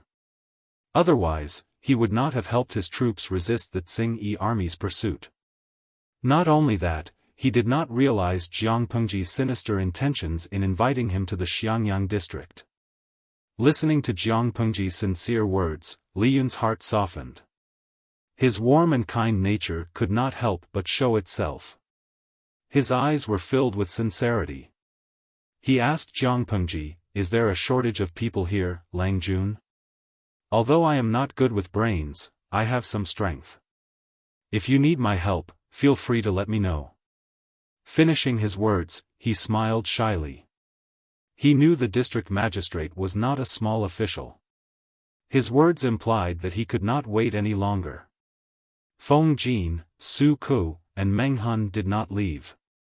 They secretly looked at Li Yun as if they had seen a ghost. Which corner of the world did this simple-minded child come from? The Xiangyang district was hell on earth. They worked overtime until they wanted to die. The few of them had boarded the pirate ship and could not get off. Why did Li Yun want to harm them and seek abuse? Jiang Pengji said bluntly, "There is, but I'm afraid that a celestial being like Lang Jun is not suitable for it." Li Yun blushed and said, "You don't have to call me Lang Jun. Just call me Li Hanmei." As for the description of celestial being, it really made him feel embarrassed. Yun was a beauty. Li Yun's courtesy name, Hanmei, did not let his face down. "All right, then I won't stand on ceremony." Jiang Pengji replied readily. Under the criticism of the audience in the streaming room, she still opened her mouth. There is indeed something that needs to be done. If Hanmei doesn't mind, I'll have to trouble you with this matter. Don't worry, I'm not afraid of hardship. Li Yun was an honest child, this could be seen in all aspects. When he picked up his gun, he was an aloof Prince Charming. When he put it down, he was a naive and sweet boy who could be bullied by Jiang Pengji. In the end, Jiang Pengji left the task of reclaiming the land to Li Yun. That's right, she had sent a male god with outstanding marksmanship, who was like a killing god, to farm. Dalao Rao Ming, hee, streamer, come on, tell me your home address, I will definitely send you razors. Shanzhou Oshio, oh my god, I can't imagine idly working in the fields like a farmer. Buan Jiagang Zixiangxi, host, you're really good at letting a future general on the battlefield work in the fields. Why don't you just sit there and fly to the sky? Feng Jin and the others were tired. They wanted to leave, but they suddenly remembered something important and told Jiang Pengji. Oh right. My lord, the bricks have been produced. Brick kiln? The bricks have been produced? What's the result? Jiang Pengji held her heavy head. Hearing Feng Jin's words, her mind suddenly became clear. The craftsmen have taken out the bricks, but, whether they can be used or not, my lord, you have to look first. After all, it was his lord's creation, she had the most say. Let's go to the brick kiln to take a look. Jiang Pengji gave up on the idea of resting and brought the others to the kiln. The old man who fired the pottery was now the head craftsman of the kiln. Hearing that Jiang Pengji had arrived, he hurriedly led the others out to welcome her. Since my lord left for the war, 3 batches of bricks have been fired. Now the 4th batch is being fired in the kiln. The head craftsman of the kiln led Jiang Pengji to see the first 3 batches of finished bricks. The bricks were greenish-gray in color and were neatly stacked into a pile, taking up a large area. The first batch of bricks had more cracks, but the next 2 batches had fewer cracks. They looked more orderly and beautiful. Jiang Pengji weighed the bricks in her hand, then split them open with her palm to check the lines inside. Almost there, overall, the quality of the bricks fired in the last few batches was not bad. It was considered a success for the first firing to have such a quality. She could also see that the quality of the later batches was much better than the previous ones. It was evident that the head craftsman of the kiln took this matter seriously. After firing a batch, he tried his best to find the flaws in it and then improved it further. Continue firing. When the entire Xiangyang district starts to take shape, you will be greatly rewarded. The head craftsman of the kiln was beaming. The amount of bricks needed to rebuild Xiangyang district was not small. In order to increase the scale, Jiang Pengji specially ordered people to build 2 more kilns to fire day and night. The coal needed for firing bricks was gone. She also ordered people to purchase it from the neighboring Qingda County at a relatively low price. With the bricks, it was easier to build houses. With the addition of thousands of laborers, the construction progress was sped up. Friendship is worth 3 coins. It's a once-in-a-lifetime opportunity. A month later, Jiang Pengji took out a few brand new land deeds and house deeds and placed them in front of the few of them. When Feng Jin and the others saw it, the nerves at the corners of their mouths almost broke. There was no other reason. They were all too clear about the location of the land deeds. 3 coins. Qiguan Rang took out 3 coins from his sleeves and took one of them. Feng Jin touched his money pouch and the corner of his mouth twitched. It was either gold or silver. It was difficult to find 3 copper coins. Fortunately, Suku had some in stock and lent him 3 coins. Not long after, the few land deeds were divided up. The last few were almost snatched. What a joke. If they didn't snatch, the good spots would be taken by others. 1-story buildings were popular nowadays. Houses were built very quickly. However, considering the size of the house, Jiang Pengji combined the architectural styles of Hejian County and Shangjing. With the advice and suggestions from her friends in the streaming room, everyone worked together to make full use of the space. They made an exquisite and elegant 2-sectioned and 3-sectioned house of 2 sizes. The area was not very big, but it was exquisite and elegant. It was neat and beautiful. Even Feng Jin, who was used to seeing the world, could not help but praise the small houses. The first batch of small houses was about to be completed. Jiang Pengji played a selfish trick and gave benefits to her subordinates who worked overtime until they cried. The land deeds originally belonged to the district headquarters. Jiang Pengji bought one with 1 coin and sold it to her subordinates for 3 coins. She had no choice. She was poor. She could not reward her subordinates with anything good. However, it did not matter. She had a house that was about to be completed. House and land deeds were sold at a discount of 3 coins. The viewers in the streaming room almost cried their eyes out when they saw it. Chapter 430. Heshabi Haogue, #laugh to tears, 3 coins of land and house deed, this house price is heaven. Yeoyabakian, heaven in my dreams, I wouldn't dare to be so bold even in my dreams.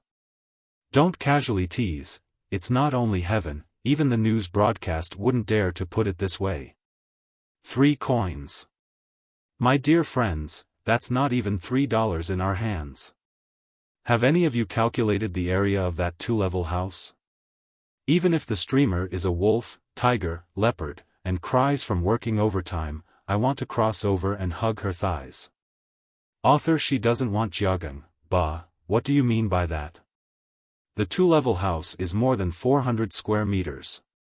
This is a small house, what's my 100 square meter 2-story villa? Toilet? But this house price is ridiculous. Streamer, let me cross over and hug your thighs, okay? As long as you give me 3 coins of a 2-level house, let alone a month of overtime, even if it's a year, whoever frowns is a dog. Kazaduo, let alone a year, even if it's 10 years, I'm willing. Kazaduo, I'm willing to work 10 years, let alone a year. She doesn't want jiagang zixiangxi, am I the only one who noticed that the streamer earned 2 coins?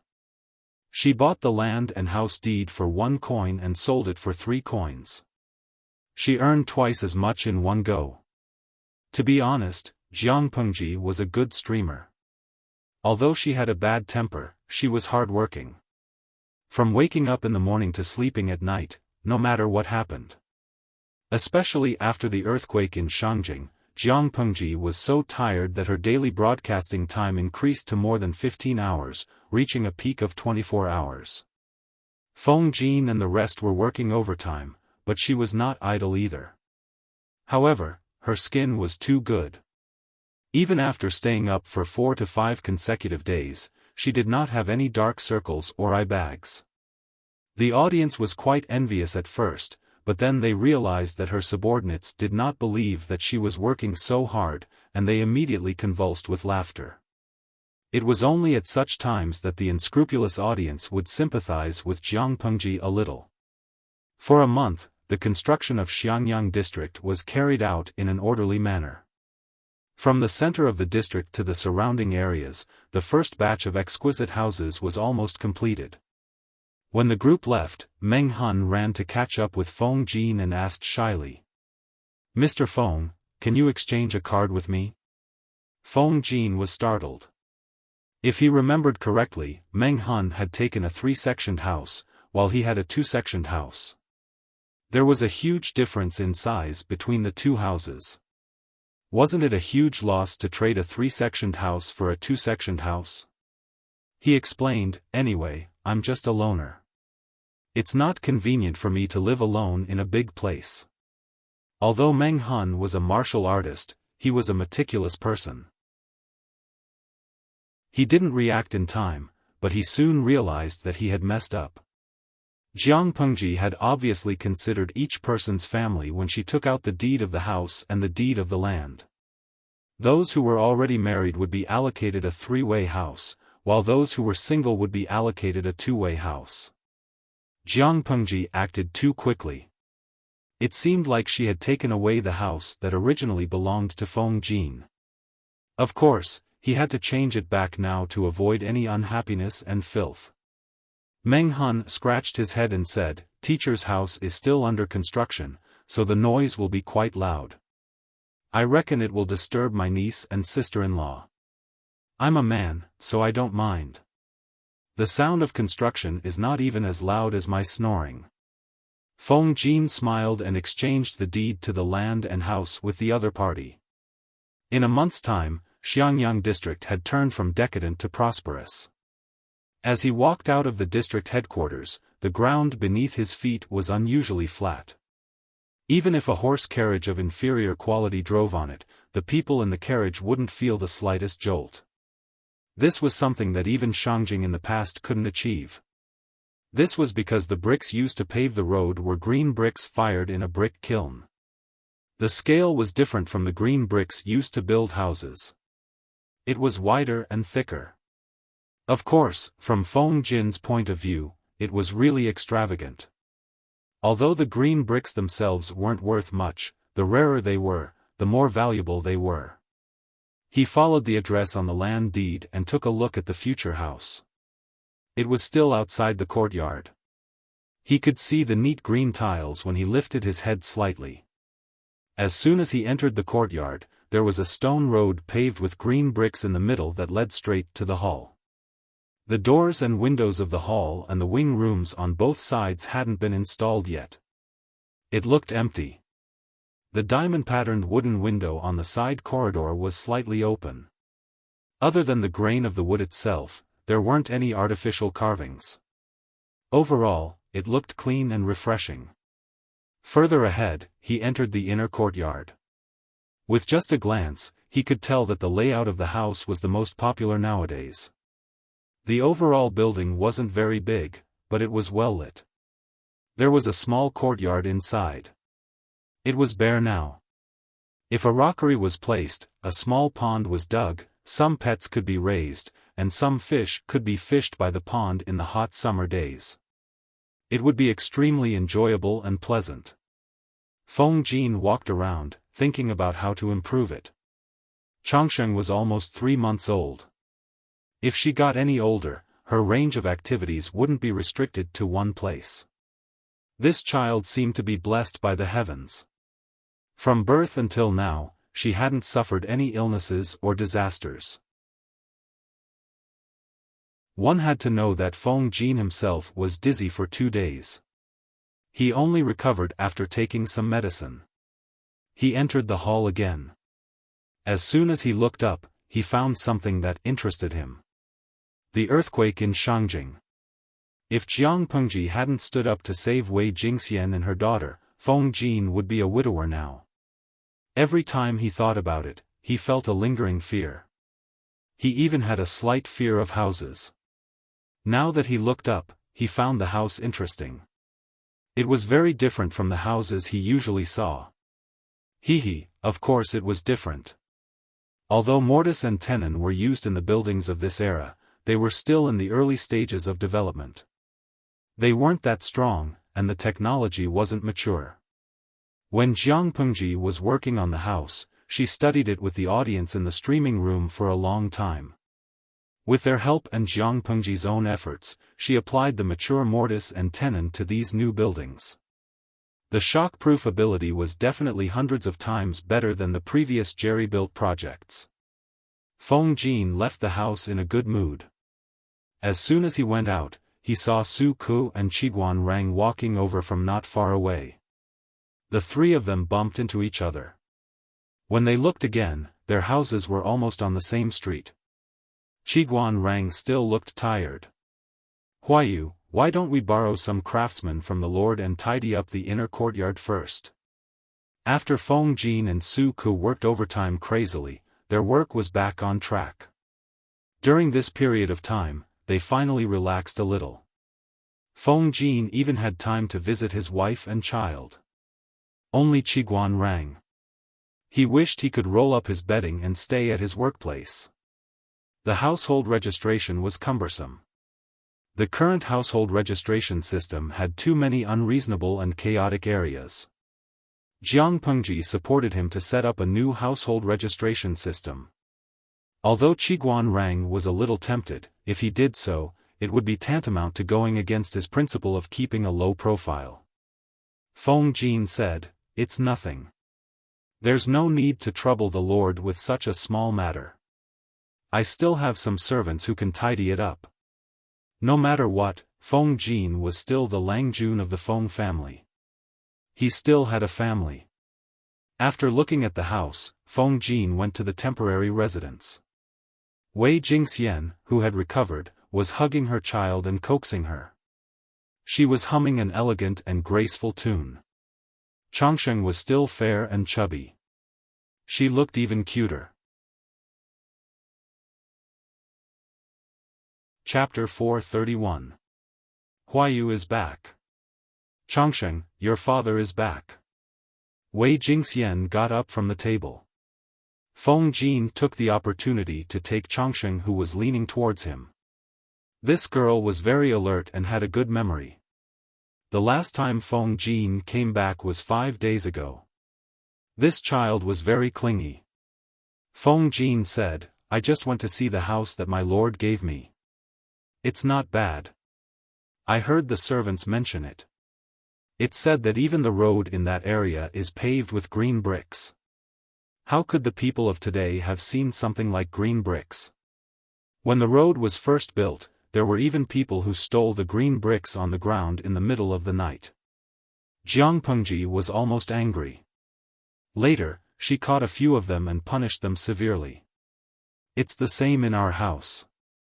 It looks very clean. It's much easier for the servants to clean." Feng Jin teased Changsheng. She grabbed his finger and wanted to stuff it into her mouth. Unfortunately, she was young and did not have teeth. It did not hurt even after biting for a long time. Feng Jin only felt that his finger was itchy. "Tomorrow, get the servants to clean up the new house. First, tidy up the inner courtyard. It's really unfair for you and Changsheng to live here." Feng Jin sighed and took his finger out of his daughter's mouth. Changsheng was very unhappy. She shouted at him as if she was angry. Tsk, she was young but had a bad temper. She wanted to scratch him because of a disagreement. Wei Jingxian said with a big heart, "What's there to be upset about?" The place they lived in now was a few times smaller than the courtyard she had before she got married, but she did not feel aggrieved. The current Xiangyang district was basically a different place every day.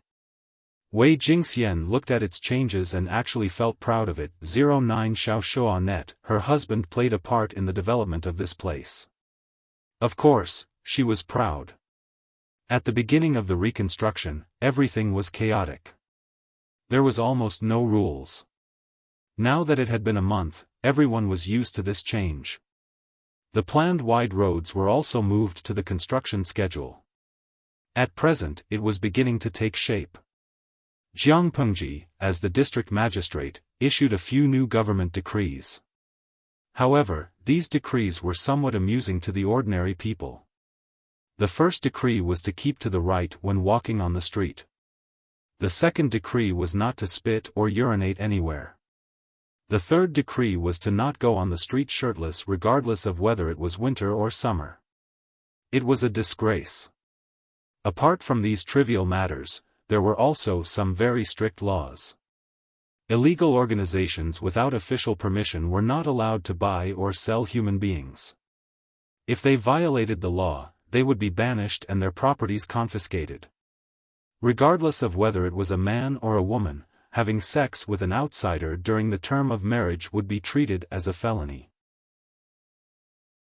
There were dozens of them, and the number was increasing every day. At first, the people were still trembling with fear, but after a long time, they calmed down. In any case, it wasn't a tyranny. This district magistrate was doing quite well, much better than the previous one. However, there was one law that made many old people feel uncomfortable. Relatives and elders are not allowed to decide the life and death of the younger generation at will. They will be punished as murder. Jiang Pengji was criticized by many people for being a busybody. They secretly said that she was a busybody. It was purely a coincidence that this law was written. About 20 days ago, Xiangyang district was still in a state of chaos. Jiang Pengji only slept for an hour for 7 to 8 days in a row. She was so tired that she felt like she was floating. When she was patrolling outside the city, she saved a crazy young woman who was hugging a pillow and jumping into the water. She decisively went into the water and saved her. After asking for the reason, she was so angry that her mind was clear. It turned out that 3 years before the woman married into her husband's family, she gave birth to 3 daughters in a row. Strangely, all 3 daughters died before they were even a month old. At first, she thought that she was unlucky and couldn't keep her children. Later, she accidentally discovered that the children were secretly killed by her mother-in-law. The reason was also very absurd. It was because the mother-in-law didn't want a granddaughter who lost money. She spoke righteously. If it was a grandson, how could she bear to kill them? The feng shui of the scoundrel woman's belly was not good. She couldn't even give birth to a child. The woman was anxious and reported her mother-in-law. However, the district magistrate didn't convict her mother-in-law. Instead, he said that the woman was unfilial and beat her. Since then, the woman's mind was in a mess. She became crazy and told everyone she met that her mother-in-law killed her 3 granddaughters. More than 10 months ago, the husband got the widow next door pregnant and she gave birth to a boy. Her mother-in-law ordered her husband to divorce the woman and make her give up her position as the legal wife. Otherwise, she would be demoted to a concubine. When the viewers in the streaming room heard this, they reacted fiercely. They wanted to crawl over and slap the mother-in-law to death. If the old woman was so capable, why didn't she just go to heaven? Jiang Pengji's mentality was about to explode. She went back and added 2 more. One was that adulterers would receive a heavier sentence. The other was that it was also considered murder if a relative killed someone of the same bloodline. The woman hadn't separated from the man yet. she was still the man's legal wife. If the man got the widow pregnant, it was considered rape. The mother-in-law had personally admitted to killing her 3 granddaughters. The district headquarters still had the records. It was considered murder. She didn't care about the commotion outside. She directly ordered people to arrest the strange mother and son and sentenced them accordingly. Interestingly, this matter attracted the condemnation of the rotten scholars.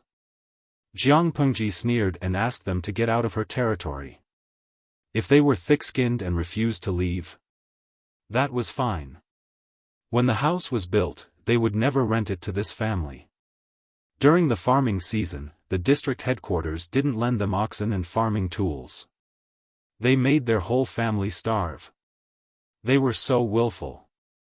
If they weren't convinced, they could fight. Therefore, the rotten scholars who were prepared to scold her shut up. The construction of the entire Xiangyang district was on the right track. It changed every day. The people felt that the air was fresh, the roads were wide and tidy, and the houses were as beautiful as if they were carved out of a mold. They didn't have the right to live in the luxurious area around the district headquarters, but they could use the newly registered residents to apply to rent a new house. Every family longed for it. Even the local people who owned houses were envious. They had no choice but to be envious. The newly built houses made their old houses look even worse than the mud. In front of the houses were neat and clean green bricks. In front of their houses were mud puddles. When it rained, the difference was even greater. Although their houses weren't destroyed in the earthquake, they were dilapidated. How could they look better than the new houses? The inside and outside of the new house were neatly paved with green bricks. In such a thriving environment, there were only 2 places that were so busy that they wanted to vomit blood. One was the registration department where Qiguan Rang worked. The other was Handsome Li, who was in charge of reclaiming the wasteland. After a month, his originally wheat-colored skin had become 2 shades darker, and he looked even more resolute. He had lost some of the elegance of a pretty boy, but more of a mature man's steadiness and spirit. Of course, he also gave off the feeling of an uncle farmer. Jiang Pengji thought he would quit after a few days. She didn't expect him to be so engrossed in farming that he couldn't extricate himself. Not only that, Li Yun also showed great interest in Jiang Pengji's improved farming tools. He had the urge to change his profession and become a farmer instead of fighting wars. The well-behaved child even forgot when he had started calling Jiang Pengji Lord. Anyway, Jiang Pengji had inexplicably become his lord. Carrying a hoe, he entered the city barefooted. Li Yun was about to ask for a cup of tea in a tea house when something floated in front of his eyes. Coach Meng.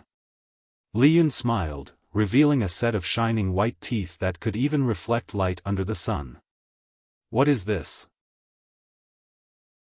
Meng Han said, the house, the Lord gave it to you. That day, when there was a meeting to reward the house, Li Yun was still outside the city with a group of youngsters to reclaim the wasteland and research on fertilizer. Li Yun was stunned. He asked dumbly, house? Meng Han was strangely silent. He also had an honest personality, but he wasn't as naive as Li Yun. He saw how his lord bullied Li Yun. Chapter 432.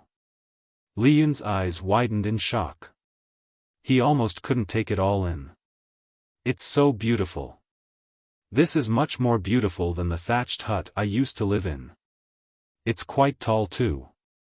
I don't have to worry about hitting my head. He stood on his tiptoes, stretched out his long arms, and patted the door frame. There was a simple and honest smile on his face, and his black eyes were shining brightly. That pure smile and gaze, no matter who saw it, could not help but smile for him. Meng Han was secretly speechless. He felt that his Lang Jun was tireless in teaching. He had dragged such a naive young man onto the pirate ship just because of a disagreement. Meng Han crossed his arms and looked up at the door beam. Hit my head? Li Yun said with some lingering fear, yes, it seems that I'm too tall. If I'm not careful, I'll hit my head. He was the type that looked skinny when dressed but muscular when undressed. His height was even more outstanding. The house was slightly shorter, so he had to lower his head and bend over to enter. Otherwise, his head would turn red from the impact. In the past, such tragedies often happened. Every time he hit his head, not only would his head hurt for half a day, but the entire thatched hut would also shake. Meng Han laughed involuntarily. Perhaps the Lord was concerned about your height and specially built a tall house. Meng Han hadn't realized it.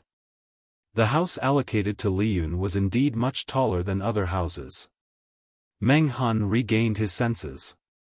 He couldn't help but admire his lord's attentiveness. At the same time, he felt his heart warm. Even he thought so, not to mention Li Yun, who had a sincere heart. His impression of Jiang Pengji increased exponentially. My lord is such a good person. I never thought that one day I would be able to live in such a house. I always felt that only high officials and nobles could live in such a house.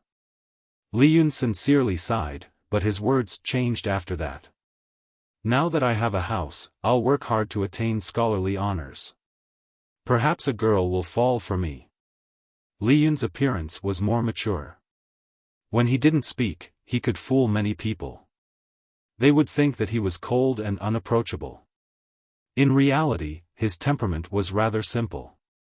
It was as if he had been brought to live in seclusion in the mountains for many years. Meng Han didn't know whether to laugh or cry. Han Mei is handsome and good-looking. He's also skilled in martial arts. He's well-versed in military books. He's considered brave and astute. He'll definitely be extraordinary in the future. With such conditions, which girl wouldn't blush when they saw him on the street? Why does it sound like it's difficult for you to find a wife? Li Yun replied honestly, Master said that I'm too tall and girls don't like me. It wasn't his fault that he was tall. When he was 13 or 14, he grew so fast that he didn't even dare to eat. Meng Han was speechless. Although Li Yun was indeed a little tall, it was more manly to be more imposing and sturdy. So what if he was tall? Meng Han saw that his expression didn't seem to be fake, so he wanted to tease him a little. He circled around Li Yun and clicked his tongue, commenting, what Han Mei said is not wrong, he is indeed too tall. One must know that most of the beautiful girls nowadays were petite and dainty. If you choose a soft and weak wife and you hug her with both hands and want to kiss her, from afar, you look like a father and daughter. Li Yun's cheeks flushed red and he felt very uncomfortable. Fortunately, he had become tanner recently, so the blush on his face was not very obvious. No, Han Mei, don't tell me that you're still a virgin. Meng Han saw his reaction and found it very interesting. In this day and age, to find a man over 20 who was still a virgin was more difficult than plucking the stars from the sky. Meng Han looked at Li Yun as if he was looking at a prehistoric creature. Li Yun's words made him feel embarrassed. Master said that this is called keeping one's body clean. Meng Han couldn't help but ask, are you sure it's not because there are no women in the deep mountains and forests? He finally understood why his lord liked to bully Li Yun. He was indeed easy to bully. Meng Han brought Li Yun to understand the layout of the entire house. Unlike the three-sectioned house that needed to be renovated further, the two-sectioned house was simpler and had everything that needed to be had. Jiang Pengji had fully considered the problems of these single dogs. She had already ordered people to build some doors and windows during the construction. If the quality of life was not high, they could just move in and stay in the two-sectioned house. Meng Han's wife and daughter had passed away many years ago and he had no intention of remarrying, so he did not have many requirements for the place to live. As for Li Yun, if you feel that the house is simple and crude, let the Lord know. She can borrow some craftsmen to renovate the house. Li Yun shook his head and said, this is already good enough, I don't want anything else. The area of the two-sectioned house was not big, but considering the military's habit of training in the morning, the house specially left an empty space for training. Every morning, Li Yun could practice his spear there. After he was done, he could open the side door and go to the neighboring street to buy some breakfast to appease his hunger before going to work. I wish to apply for leave to take care of master in retirement. To take care of his master in retirement, this was Li Yun's wish. Meng Hun agreed, this is a filial act, the Lord will definitely approve my leave. The next day, Li Yun successfully applied for 3 days of leave from Jiangpengji. 3 days of leave. Qiguan Rang used his red rabbit-like eyes to look at Li Yun with hidden bitterness. They were obviously equally busy, so why could he apply for 3 days of leave? Looking at the optimistic Li Yun leaving Xiangyang district with a small bag of food, Jiang Pengji laughed and patted his shoulder. Capable people do more work, Wenzheng's work is of utmost importance. If you haven't completed the household registration after the houses in the district have been settled, the people won't be able to apply to rent a new house. Qiguan Rang snorted twice, appearing unwilling. Why doesn't the Lord transfer a few more people to Rang? It's not that I'm unwilling, but in the entire Xiangyang district, which literate person dares to show up in front of you? Jiang Pengji ridiculed him, making Qiguan Rang extremely annoyed. On the other side, Li Yun wore a coarse cloth robe, carrying a small bag and a silver-white spear on his back, walking under the scorching sun. The leave was only 3 days, he had to return before the deadline, so as to not let down the Lord's kindness to him. After walking for more than 4 hours, Li Yun's sharp ears heard the sound of rolling wheels. Lifting his head to look ahead, there was indeed a small dot on the horizon that was slowly getting closer. Little brother, do you know how far it is to reach Xiangyang district? Li Yun wanted to avoid it, but someone called out to him. He replied, if we walk, it'll take about 4 hours. The person had a sword hanging from his waist. Li Yun could feel the faint smell of blood on him.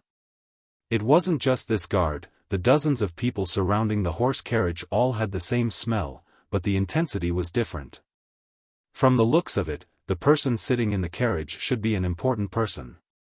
Li Yun silently pursed his lips, appearing very aloof and unapproachable. Thank you, little brother. The guard smiled kindly at him, but his gaze drifted over the spear on Li Yun's back, his eyes flashing. Master, there's still 4 hours of journey. Let's go. Chapter 433.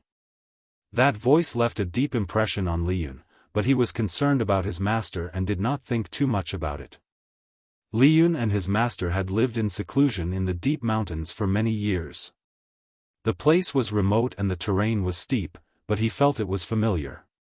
Even with his eyes closed, he could come and go as he pleased. Seeing the familiar pool, Li Yun's smile brightened. Master! Your disciple is back. Li Yun pushed open the straw hut, his smile frozen on his face. There was no one in the hut, dust had accumulated on the table and stove. Master? Li Yun pursed his lips. Ever since he could remember, his master had never left this mountain. But looking at the thickness of the dust, this hut had been unoccupied for a long time. Where did his master go? After thinking for a while, Li Yun pulled open the tattered curtains in the inner room and bent over to enter. He felt around under his master's mattress. There was a small pit under the mattress. His master always hid things in it. He searched with the mentality of giving it a try. His fingertips touched something hard. He took it out and saw that it was a scroll. Just like the impression his master gave others, his body was like a spear, strong as a blade. His handwriting was the same. Idiot, seeing his handwriting is like meeting you. You are grown up, you can take care of yourself. I am relieved. When you see this letter, I have already left to seek revenge. If I am alive, I will return. If I am unlucky and die at the hands of my enemy, you must not seek revenge. Xia Qian left behind a letter. Li Yun's eyes widened in disbelief. He read the letter over and over again. In the end, he helplessly believed that his master had really gone to seek revenge. But, he had followed his master for so many years, but he had never heard of his master having any enemies. Would it be dangerous to seek revenge? Would the enemy be very strong? Li Yun's mind was in a mess, as if he had lost his mind. After a while, he got up and used a wooden basin to fetch water from the pool. He tidied up the hut. After a night, he found a brush and added his whereabouts on the bamboo scroll before putting it back in its original place. If his master returned safe and sound, he would definitely follow the clues and find him. Carefully closing the door of the straw hut, Li Yun left with a lonely face. Just as Li Yun entered the mountains to seek his master, Xiangyang district welcomed an unexpected guest. Stepping on the afterglow of the setting sun, a team of more than 50 people approached the West City Gate. Nowadays, Xiangyang district is heavily guarded. Entering and exiting the city requires strict checks. Just as the guard was about to step forward and question him, a wooden token flew towards him. The guard caught it with a confused look on his face. Find someone sensible. The person in the carriage is not someone you can casually inspect. The soldier was instantly enraged. Who was it? Who dared to put on airs in Xiangyang district? Just as he was about to lose his temper, the soldier beside him pulled him back and gave him a look, asking him to look at the clan emblem on the carriage. Clan emblem? The soldier looked down at the wooden sign and then at the low-key and simple carriage behind the crowd. Both of them had patterns in the shape of willow leaves. It looked like a few willow leaves, but in fact, it was the word Lu. But, why does this pattern look so familiar? What are you waiting for? Isn't that the emblem of Magistrate Lu? His companion reminded him in a low voice. The soldier was so frightened that he almost dropped the wooden token. He walked forward with trepidation and asked in a low voice. Is the noble person in the carriage a relative of Magistrate Lu? The higher-ups didn't instruct anyone from the Lu family to come over recently. The guard felt wronged and was afraid of losing his job. The person smiled and said, the noble person in the carriage is indeed a relative of Magistrate Lu. Go and report quickly to prevent any delays. The soldier was completely stunned and hurriedly handed the wooden token back. Please wait for a moment, noble person. I'll go and report now. Even so, the soldier was still cautious and did not report directly to the magistrate. Instead, he looked for Feng Jin nearby. Did you say that the Lord's relative is here? Feng Jin frowned. The Lord's relatives were mostly in Hejin. Lu Shi was also far away in Chongzhou. How could he come to Xiangyang district? No matter what, he had to go and take a look personally. Then, he would know whether it was true or not. Lead the way. With that, Feng Jin walked towards the city gate. Once he saw the carriage, he was already 80% convinced. At this moment, the curtain of the carriage was lifted from the inside, revealing half a familiar face. Feng Jin almost lost his composure. Why did Lu Shi come to Xiangyang district from the borderlands of Chongzhou? Huayu, don't make a fuss. Lu Shi's hoarse voice contained a strong sense of fatigue. Let's enter the city. Because Li Yun was on leave, there was no one to manage the farm matters.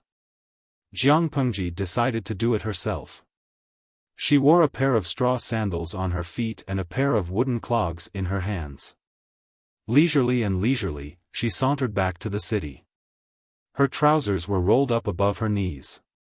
Her originally fair and slender legs were covered in mud. Her long hair was casually tied up with a hemp rope. On the way back, she rubbed her slightly hungry stomach and took out a few coins to buy 2 steamed buns. She held one in each hand and the other in her mouth. If there was no reminder, no one would have guessed that she was the magistrate of Xiangyang district. As a result, Lu Shi saw his daughter's sloppy behavior. Seeing Lu Shi, Jiang Pengji was so shocked that she forgot to bite the steamed bun. The audience in the streaming room and their fellow streamers were stunned. Feng Jin and the others sat quietly in the hall. The seat that originally belonged to her was occupied by a charming middle-aged man. Age did not make Lu Shi look old. The white hair on his temples only made him look more mature. Time favored this man and made him look more charming than before. However, this was not the main point. The main point was, why was Lu Shi here? Without an imperial edict, the magistrate of a district could not leave his territory. Jiang Pengji held the steamed bun in her mouth and called out vaguely. "Father?" Lu Shi looked at Jiang Pengji, who was dressed like a boorish youth. His already uncomfortable head felt even more uncomfortable. He felt that he had raised a fake daughter. "Father, why are you in Xiangyang district? The world is so chaotic now." Jiang Pengji swallowed the steamed bun in 2 or 3 bites. Just as she was about to step into the hall, she looked at the clean floor and then at her muddy legs. She quietly shrank back. "I'll clean up now." "Father, please wait." "Huayu, take care of them first." Jiang Pengji washed off the mud on her legs, put down her trousers, put on her wooden clogs, and walked steadily to meet Lu Shi. Her disguise would undoubtedly cause the audience to ridicule her. "Jin Tian Wugang O, trash streamer, your father has seen your most boorish side. What's the use of pretending to be steady now?" The expressions of the streamer's father and the streamer were too funny. It felt like a father suddenly inspecting his son and happened to catch him watching a certain type of film. "You guessed true or fake, my heart aches for the streamer's father. He must suspect that he raised a fake daughter." Jiang Pengji ignored the disturbing bullet screen in the streaming room and bowed respectfully to Lu Shi. Lu Shi sized her up from head to toe.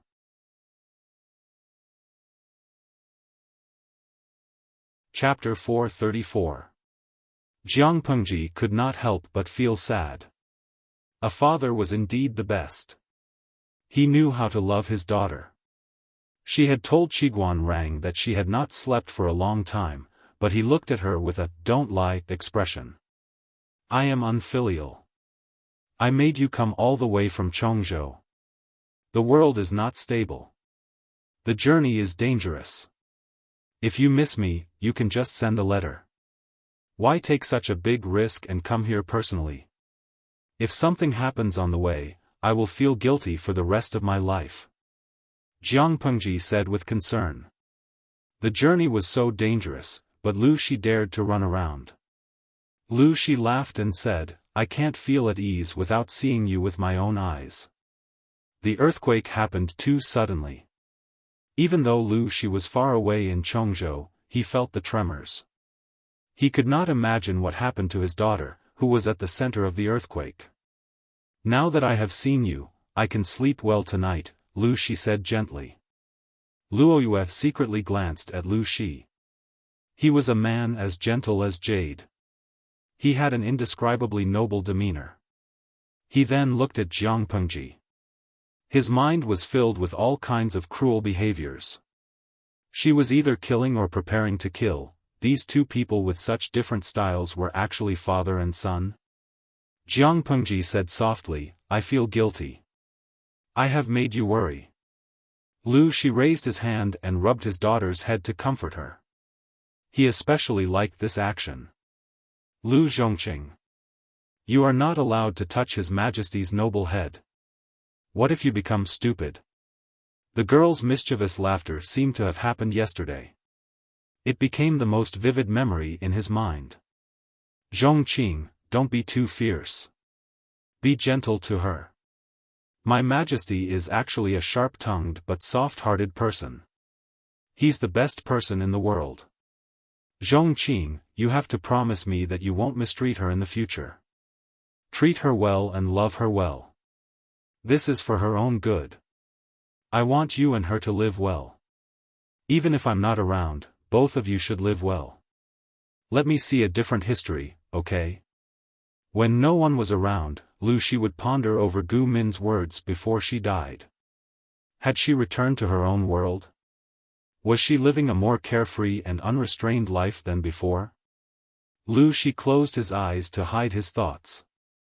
The longing was like a net binding him, making the hatred brewing in his heart thicker. Lu Shi only wanted peace of mind. Seeing that Jiang Pengji was safe and sound, he planned to rest for 2 days before returning to Chongzhou. Feng Jin and the others tactfully took over Jiang Pengji's tasks and gave her free time to chat with her father, fulfilling her filial piety. It was also at this time that Li Yun returned early. There was no one else by his side. Meng Han asked him, "Han Mei, your master didn't come over?" Li Yun said dejectedly, "Master left a letter, saying that he went to seek revenge on his enemy. It's just that I've followed my master for so many years, but I've never heard him mention any enemies. Now that he suddenly says he's going to take revenge, it really makes me anxious. However, master is highly skilled in martial arts, so there won't be any problems when he travels outside." Meng Han secretly curled his lips. He had reservations about these words. To be able to raise such a pure and untainted child like Li Yun, that master was probably not that complicated. Nowadays, the world is so chaotic. If you don't be careful when you go out, you won't even have your underwear left when you go home. Li Yun went to the district headquarters to look for Jiang Pengji to cancel his leave and return to work early. As soon as he entered, he saw his lord eating with a middle-aged man. "My lord, I've returned from my leave." Lu Shi raised his head. His eyes gradually widened as he cried out involuntarily, "Xiaoha?" Jiang Pengji and Li Yun both revealed a baffled expression. The latter even turned his head to look behind him. There was no one. Was he calling for him? After Lu Shi blurted out, he immediately realized that he had misunderstood. The person in front of him was too young, and his build was too tall. He didn't match the person in his memory. He gestured for Li Yun to come closer. With a complicated expression, he asked, "What's your name?" Li Yun glanced at Jiang Pengji, his eyes seeking her opinion. Jiang Pengji replied, "Han Mei, this is my father. You can call him old master." Lu Shi's expression became somewhat conflicted. "Han Mei? Is that your courtesy name?" This courtesy name really matched this person's face. It indeed seemed like a name that person would choose. One look and you could tell that it wasn't proper. In response to old master's question, "My name is Li Yun. If you don't mind, you can also call me Han Mei." "Li Yun? Your surname is Li, not Xie?" Lu Shi raised his eyebrows and asked, "Then do you have a man with the surname Xie?" "My master's surname is Xie." Li Yun didn't know what was going on, so he answered honestly. "Old master, do you know my master?" "You call him master?" Lu Shi was amused. His smile was sarcastic. "Where is he hiding now?" Li Yun was confused. If he didn't call his master master, then what should he call him? Not only that, but the old master in front of him seemed to know his master. His words sounded familiar. "My master went out to travel a few days ago. He said he was looking for an enemy to take revenge and told me not to worry about him. If he's still alive, he'll definitely come back to look for me. If he's unfortunately dead, there's no need to take revenge for him." After saying this, Li Yun looked at Li Yun, who was a little dispirited, like a little rooster who had lost a battle. Lu Shi snorted. He said harshly, "He's going to seek revenge? TSK, then you don't have to wait. This person probably won't even have his bones left." Li Yun was furious. Even if the person in front of him was his lord's father and an old friend who knew his master, he was still angry. "Do you know who your master is going to seek revenge on?" Lu Shi was not afraid of the anger in Li Yun's eyes. The corners of his mouth curled into a mocking smile. He said to himself, "Barging into the Zhongzhou palace means death no matter what." No matter how capable Xia Shaohe is, no matter how good his spear techniques are, he's still courting death. His words not only shocked Li Yun, but Jiang Pengji's eyes widened. She stared at Li Yun's face. Li Yun clenched his teeth. My master's enemy is hiding in the Zhongzhou palace? Something like that. Lu Shi took a sip of tea and looked at Li Yun with a complicated expression. I think your master doesn't want you to know the truth. If that's the case, I won't be the bad guy. Young man, work hard with Lanting. Your future is bright. Lu Shi secretly smacked his lips. As one of the 10 great generals of the Jiang dynasty, how could his future not be bright?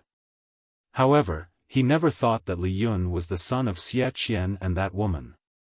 It was a sin that could not be settled. Li Yun's mind was a mess. After hesitating for a while, he asked Lu Shi, Are you familiar with my master? Lu Shi sighed.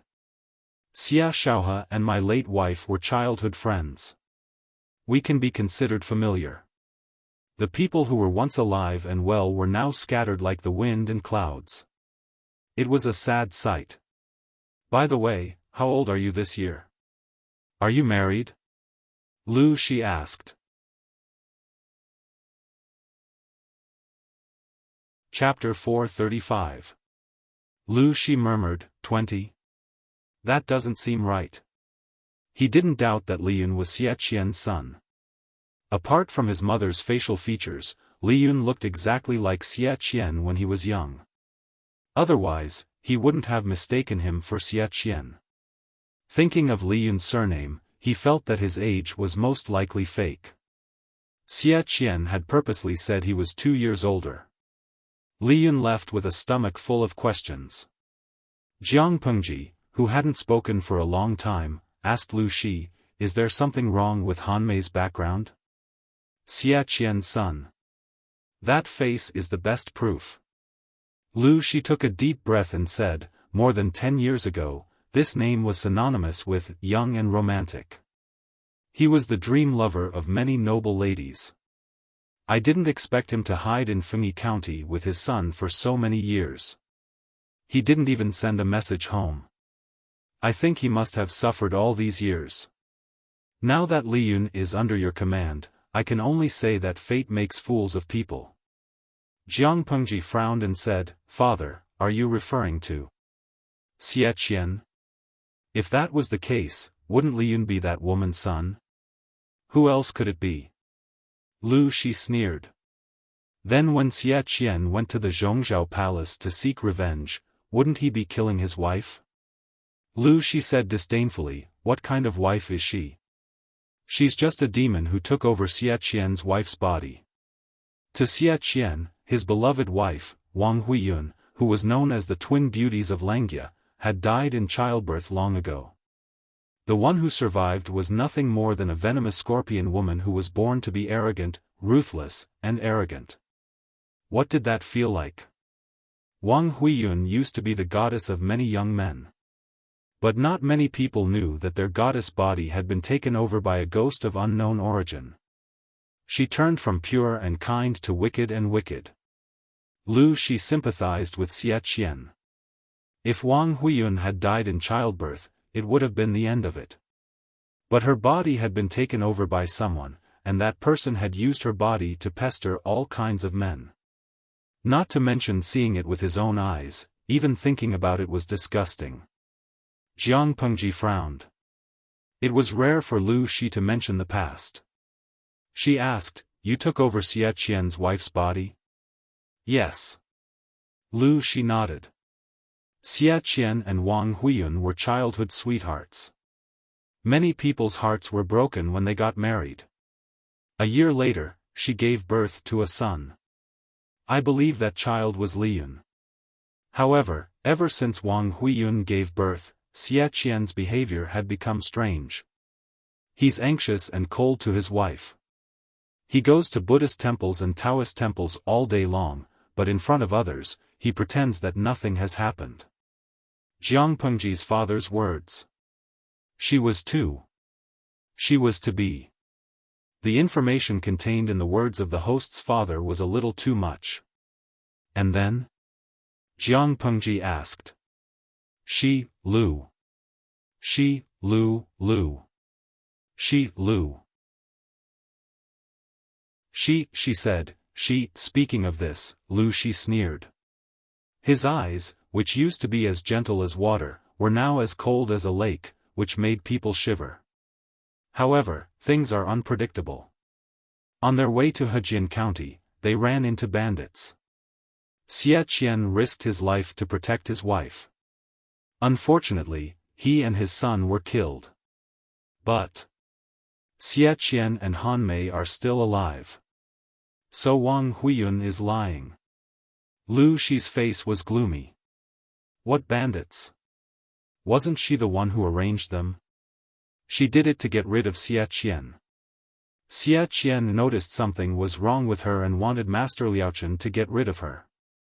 How could she not be afraid of a ghost of unknown origin? The atmosphere in the streaming room grew tense as Lu Shi's narration went on.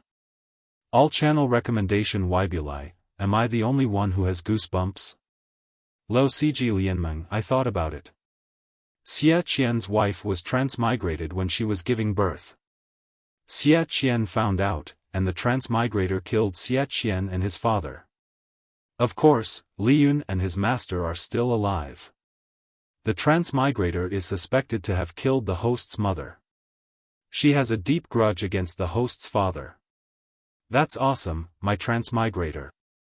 Ha ha ha, you have a wild imagination, but it's very interesting. What's going on? In Yuejia Zhuge Qinma #propping chin. I think that's the right way to transmigrate. The ancients weren't idiots. Wouldn't they be suspicious if their loved ones changed? Xie Qian felt that there was nothing wrong with finding an expert to get rid of a ghost that had taken over his wife's body. But the transmigrator was also quite something. She made a beautiful comeback and was ruthless. I don't know if she'll threaten the host. Siscon Zizaya, are you kidding me? Who can kill our host? The weeds on the grave of the last person who said this are now as tall as a person. But then again, the host really needs to be careful. This transmigrator is obviously not easy to deal with. I always feel that this transmigrator has a sense of superiority. Maybe she's read too many brainless transmigration novels. Yu Yu Hashibi, this is a world that has definitely been penetrated into a sieve. Listen to my analysis. The transmigrator is a harem beauty, the host's mother is a sweet farmer, and the host is a despicable fighter. Looking at it this way, the host seems like a traitor. As a transmigrator, she doesn't look for someone to fall in love with, but instead snatches a job for men. You're awesome. Jiagang Wanfuzo, you guys don't understand. The host's skill is the real deal. When you become an emperor, you can sleep with all the men in the world. That's the integrity a transmigrator should have. If you want to have sex, you should have sex. What's the use of fighting over a man with a few women? Who knows how many cucumbers have been used? If you have the ability to make all the men in the world fight for you, all the men will fight for you, and all the men will fight for you just to look at you. What are 3,000 handsome men to you? When he said that, he suddenly felt that the usually frivolous host's figure had suddenly grown a few notches taller. What does she want by doing this? Jiang Pengji didn't understand. Oh, who knows? Lu Shi was disdainful. But she's very ambitious. Be careful, Lanting. Jiang Pengji nodded. Even if Lu Shi didn't say anything, she was always on guard. After ending the unpleasant topic, Lu Shi suddenly thought of something. Oh, right. Lu Shi said, there was a child marriage. Jiang Pengji was stunned. What? Isn't your mother and Xie Qian childhood friends? They used to joke that the two families would become in-laws. Lu Shi looked at Jiang Pengji helplessly. Lanting, you're already 16 this year. Don't you think about that? I think Li Yun is a little simple-minded. But Xie Qian's son can't be too bad. He's also quite good-looking. If you like him, you can take him.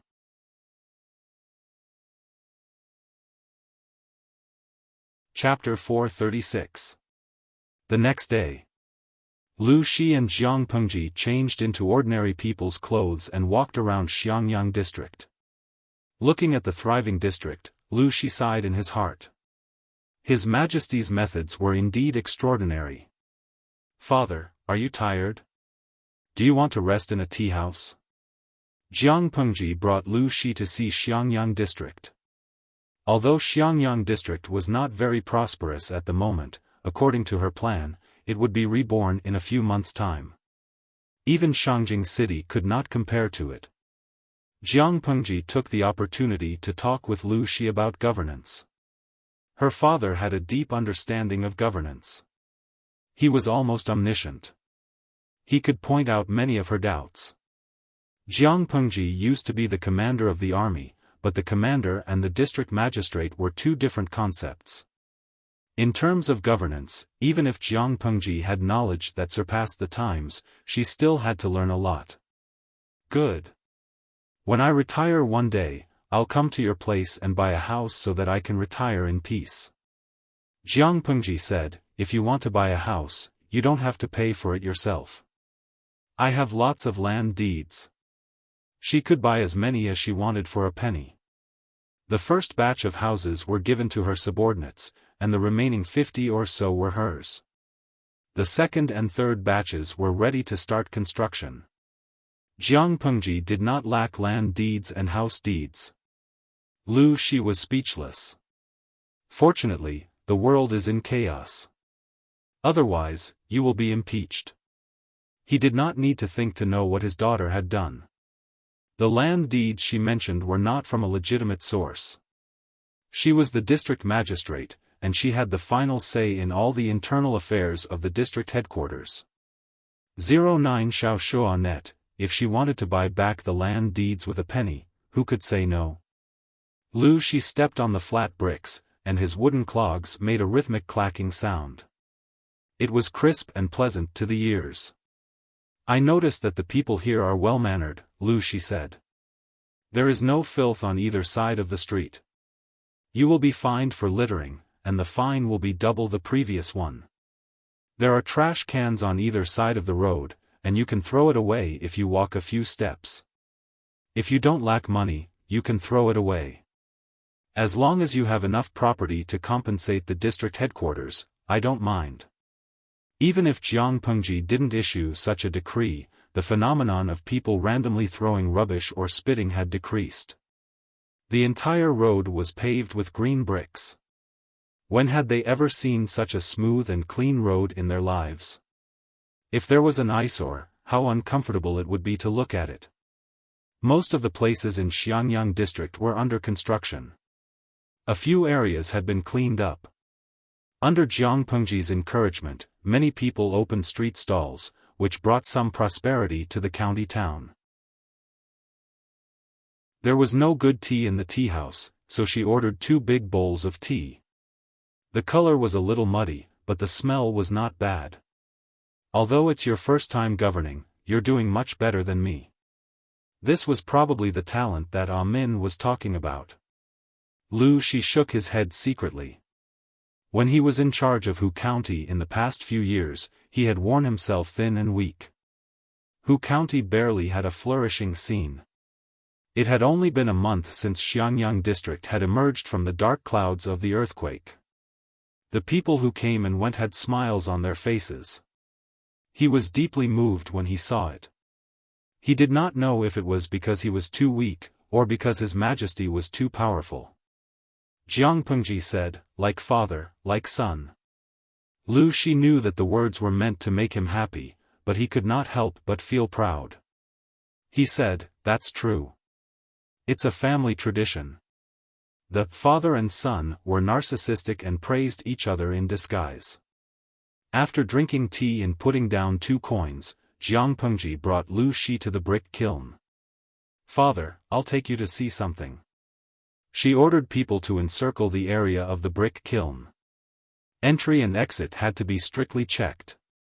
According to Jiang Pengji's plan, green bricks would become the specialty of Xiangyang district in the future, so technical protection was very important.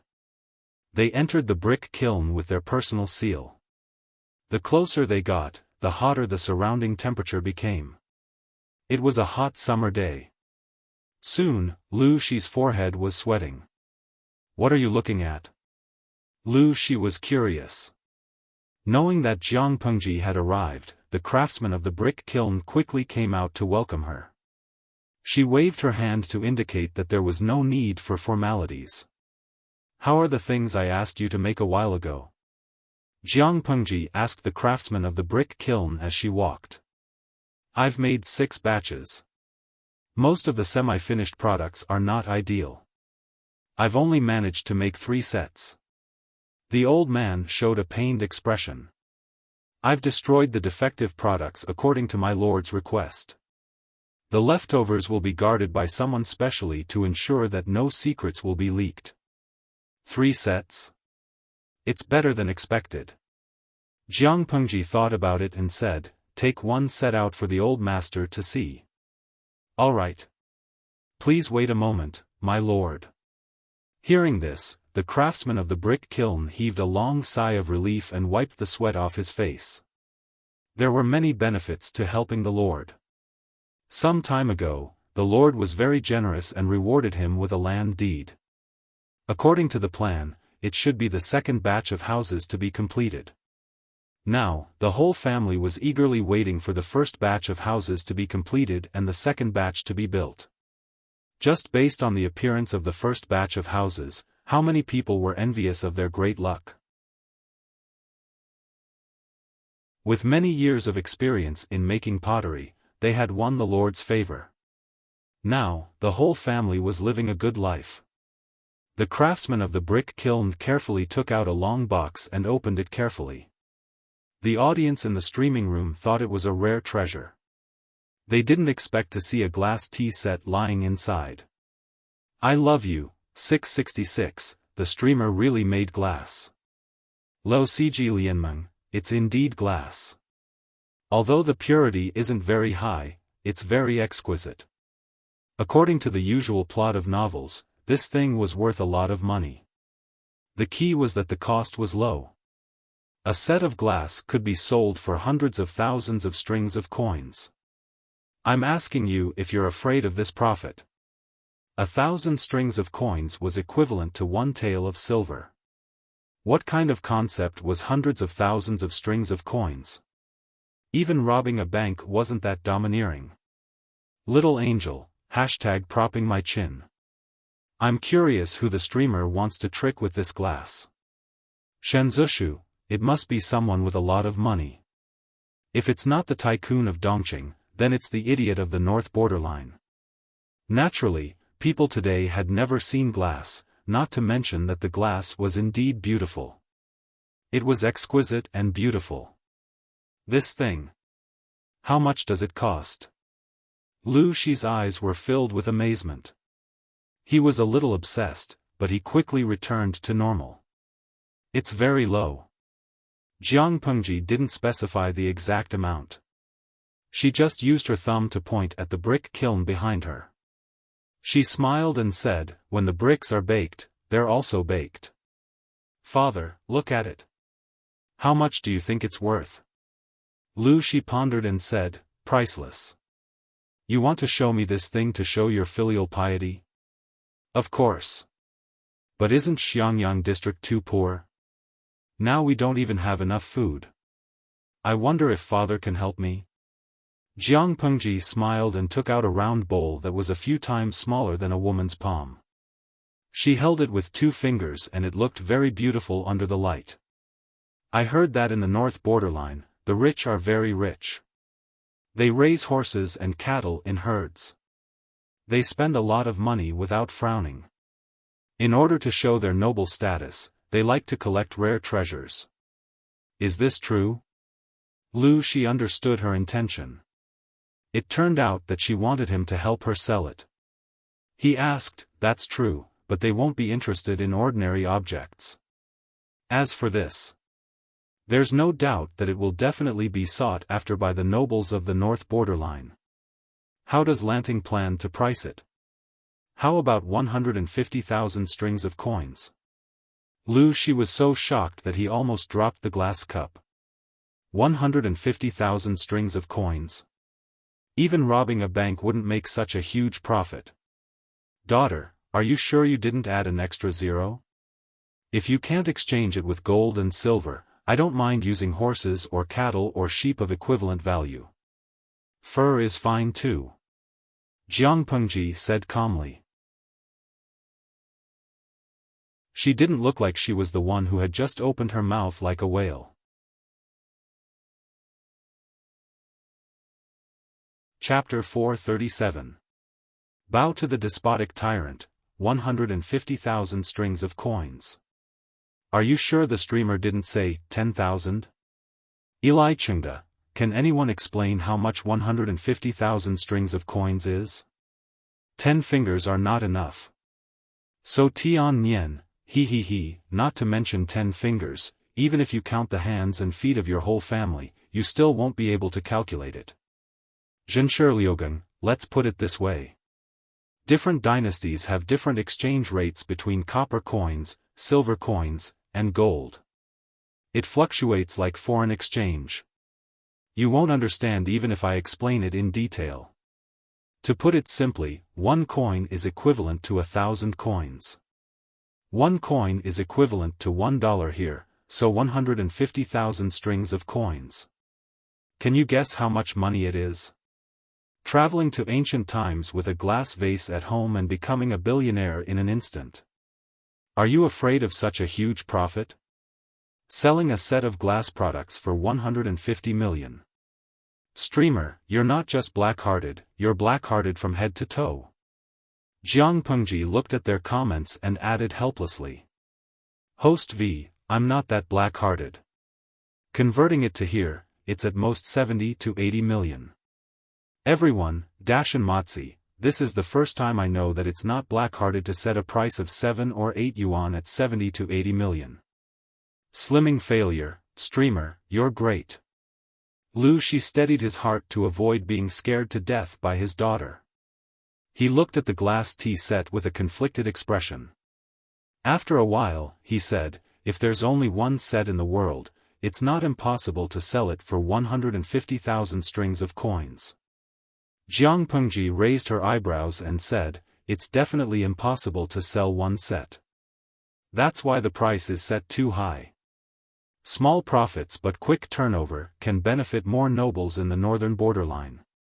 The price should be set at a level that they can accept, but they don't think it's cheap. Lu Shi pondered for a while and his gaze turned to the glass tea set a few times. I think 5 to 20 strings of coins should be enough.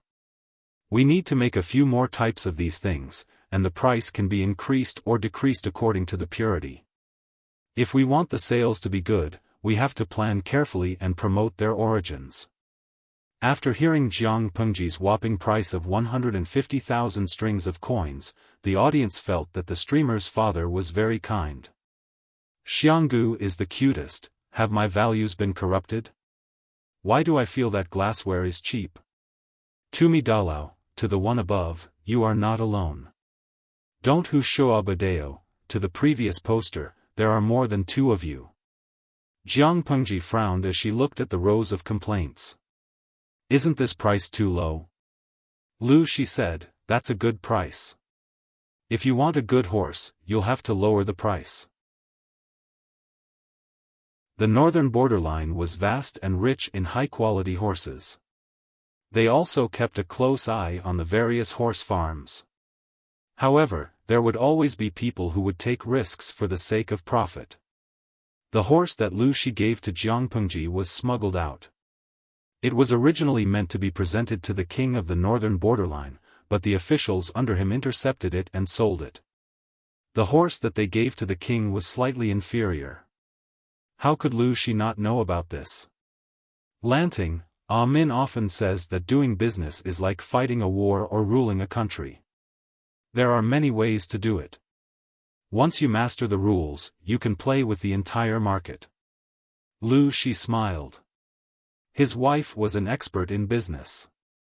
She was the one who had built up the businesses of the second branch of the Lu family. He had been with her for many years and had learned a little. Leave this matter to me. You just have to wait for the money to come in. Jiang Pengji naturally believed in Lu Shi.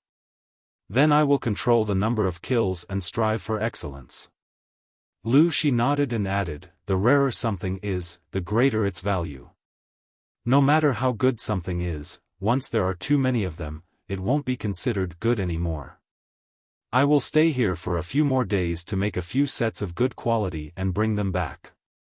From then on, don't make this thing in the kiln for the time being. Keep a close eye on the people under you.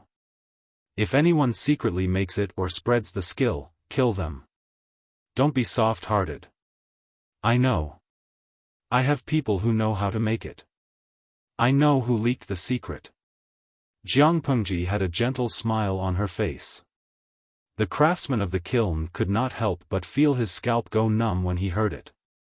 The old man had experienced things like learning a skill, secretly opening a kiln to make it, and then smuggling and selling it for profit when he was young. After all, it was a business with no capital. Who would not do such a good thing? He was not afraid of not having profits, but he was afraid of not having the guts. When he heard the conversation between the father and son, even he could not help but tremble. That was a few strings of coins. Who would not be tempted? However, what she said next made him shrink his neck. No matter how much money he had to be alive to spend it. Do a good job. When we make a lot of money, we won't forget your contributions. Jiang Pengji raised her hand and patted the shoulders of the craftsman. If you do a good job, I will remove your grandchildren's status as craftsmen. In the future, when the county opens a school, give them a free place to study. The current household registration system was a pain in the ass. The children of craftsmen could only be registered as craftsmen. In terms of social status, although they were slightly higher than slaves, they were still lower than ordinary people. It was impossible for a craftsman to remove their status as craftsmen without some miraculous encounters. Not to mention that the Lord had promised to give their children the opportunity to study. In this era, it was not easy to study, no matter how rich the family was. The source of books was a big problem. How could they study without textbooks? Jiang Pengji was born into an aristocratic family. Naturally, the craftsman did not doubt her. The craftsman's eyes lit up. He said in a loud voice, "Rest assured, my lord. I will not let you down." For the sake of the bright future of his descendants, for the sake of them becoming superior people, the craftsman of the brick kiln wished he could live here directly, keeping his eyes wide open to supervise everyone, managing every step well, and personally destroying all the glass waste. That's good. Jiang Pengji asked the craftsman to take out the 3 sets of glass tea sets. The best set would be given to Lu Shi.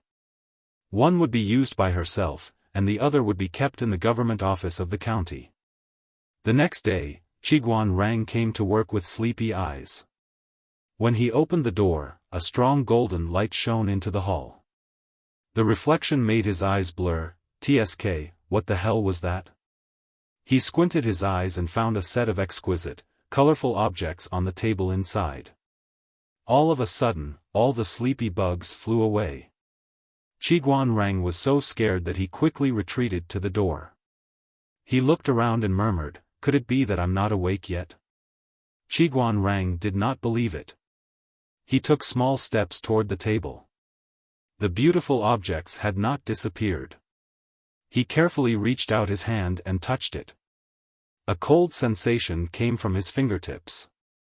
They did not turn into bubbles. It's not a dream. His breathing became heavier. He stared at them with a serious expression. "What's wrong, Wenjing?" After a while, Feng Jin came in with a large pile of dusty bamboo slips. Qiguan Rang was already inside.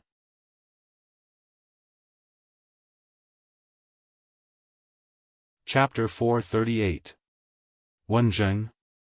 The bamboo slips that Feng Jin was carrying were piled high, blocking his view. When he didn't hear Qiguan Rang's response, he called again. Qiguan Rang then reacted and stood up to help Feng Jin carry some of the bamboo slips. When did you come, Huayu? I just came a while ago. I saw you sitting there in a daze. I thought you closed your eyes and fell asleep. Feng Jin carried the large pile of bamboo slips to the short table behind the screen in the government office. He sorted them according to the contents of the strips of cloth stuck on each bamboo slip. The work was a little tedious and needed to be careful. This small room was full of such bamboo slips, which recorded the case files of Xiangyang district in recent years. The content was vast and complicated. Although Xiangyang district was not big, there were many messy matters. In order to restore the work system of the entire district headquarters as soon as possible, Feng Jin began to work overtime again.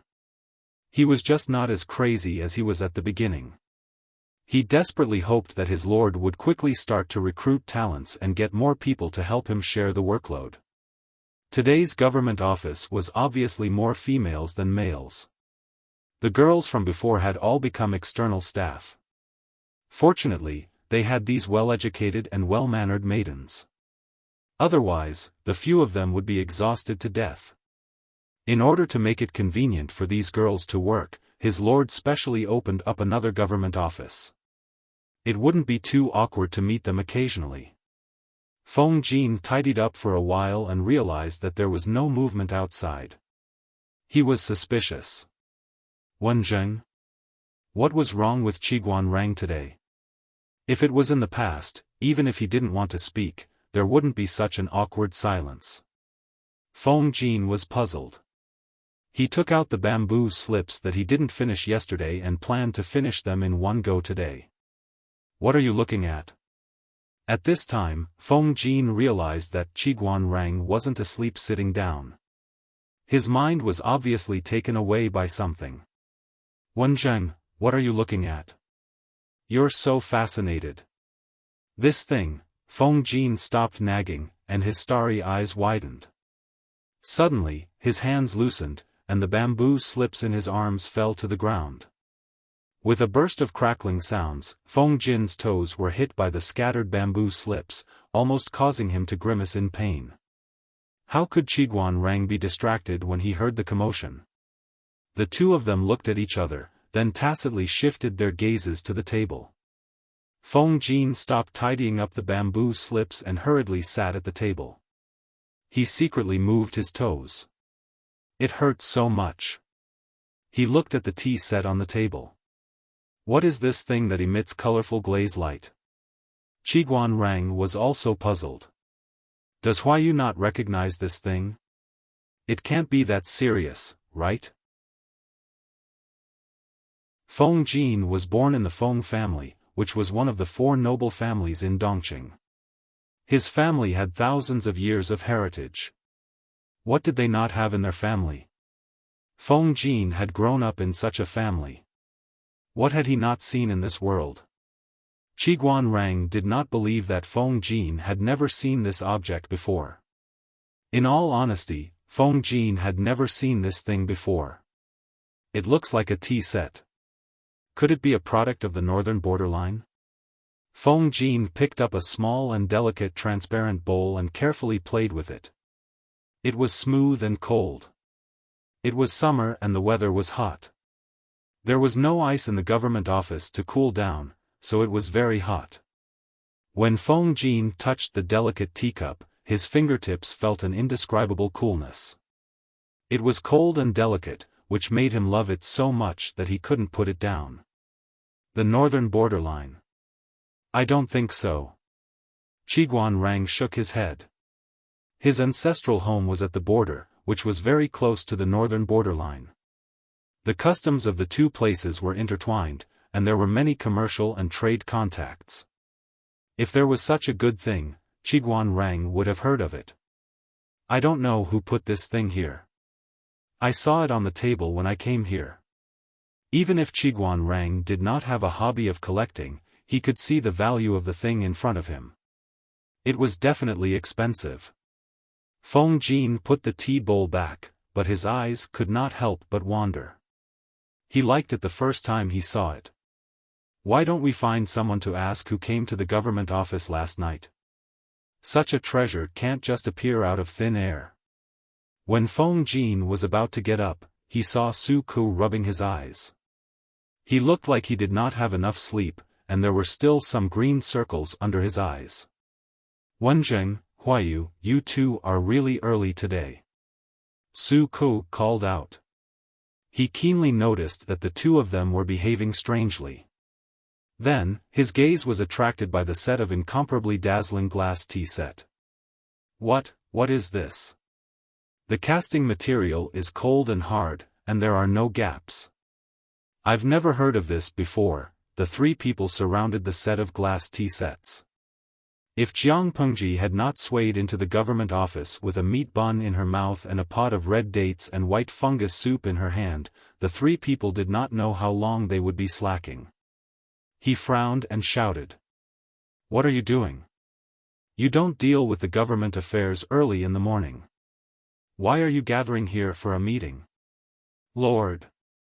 The three people heard the movement and greeted one after another. When they looked up, they found that Jiang Pengji was carrying something in her hand. They recognized the red dates and white fungus soup, but they had never seen a lump of red dates and white fungus soup floating in the air. I saw that you have been tired recently, so I asked someone to make this red date soup. The temperature is just right. Jiang Pengji turned over the three inverted long glass cups on the table and poured a cup for each of them.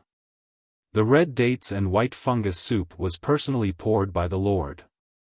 Even if it was poisonous, they had to drink it.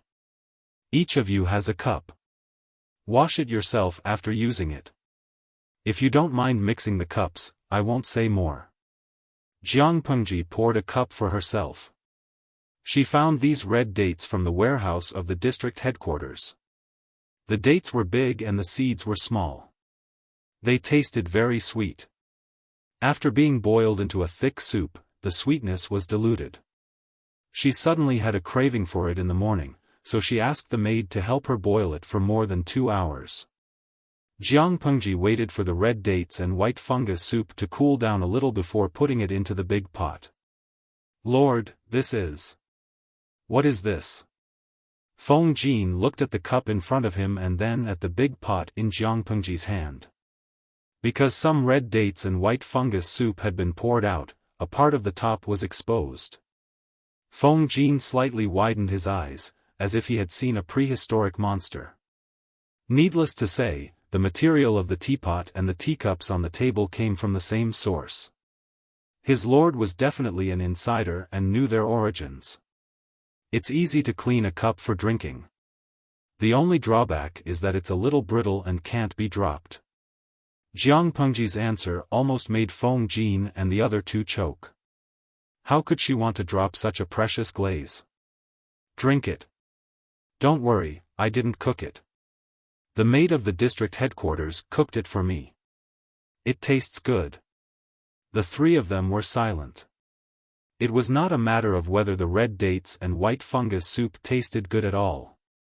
Su Ku picked up the cup. His fingertips could feel the warmth from the red dates and white fungus soup. Lord, where did these things come from?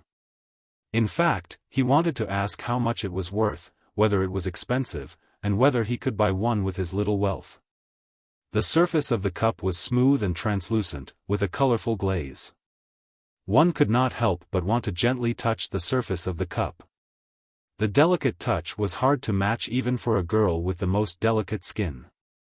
Su Ku not only had a problem with voice, but he also had some fetishes. This could be seen from his reaction when he first touched the bamboo paper.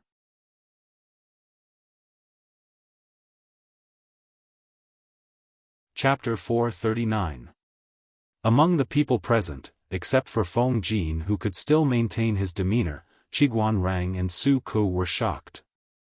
Su Ku, who overreacted, was even more miserable.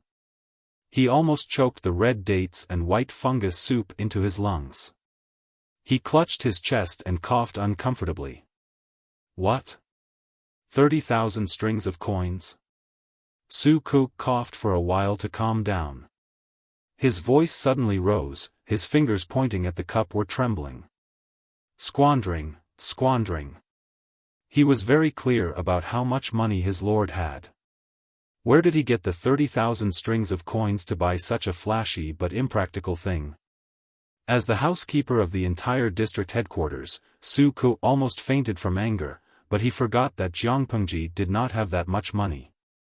Even if she used the entire Xiangyang district to pay off the debt, she would not be able to get that much money, let alone embezzling it. The so-called 30,000 strings of coins was just said to tease the three of them. She did not expect them to be so easily teased. Qiguan Rang and Feng Jin were the first to react. They looked at the smiling Jiang Pengji with a serious expression. My lord is not the kind of person who indulges in pleasure. Why would you spend 30,000 strings of coins to buy such a thing? Don't tease me. Even though Feng Jin was from the Feng family, he would not spend 30,000 strings of coins to buy a set of collectibles. It was not that he could not afford it, but he was more pragmatic. TSK, the three of you really can't take a tease. When Coach Meng and Coach Luo come later, don't expose me. With such a playful master, the three of them were also mentally and emotionally exhausted. These things were made last night when I was baking the green bricks in the kiln. The quality is uneven. Those aren't the best glass. I originally wanted to destroy them, but thinking of your hard work, I stole a set and left it in the government office.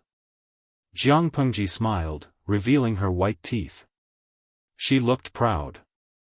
How about it? Do you think it's worth 30,000 strings of coins? 30,000 strings of coins? Why didn't she just rob the money? Su Ku's face was full of resentment. He thought his lord was a little more mature, but he did not expect her to be so bad. Feng Jin straightened his mind and carefully looked at the object in his hands. After thinking for a while, he slowly opened his mouth. This thing is rare in the world. It can be said to be a work of art. The quality is even more unheard of. If I meet someone who knows how to do it, 30,000 strings of coins is definitely worth it. It's just that. I don't know how much money, manpower, and time are needed to make this thing. 30,000 strings of coins. Rich tycoons who chased after fame would indeed fork out their own money to buy it. They would even happily snatch it. But in today's world, who would spend so much money on a set of luxury goods to enjoy? Jiang Pengji drank the red dates and white fungus soup while listening to Feng Jin. She became more and more confident. I've already said that it's something I made when I was baking the green bricks. How much money, manpower, and time do you think it takes to make it?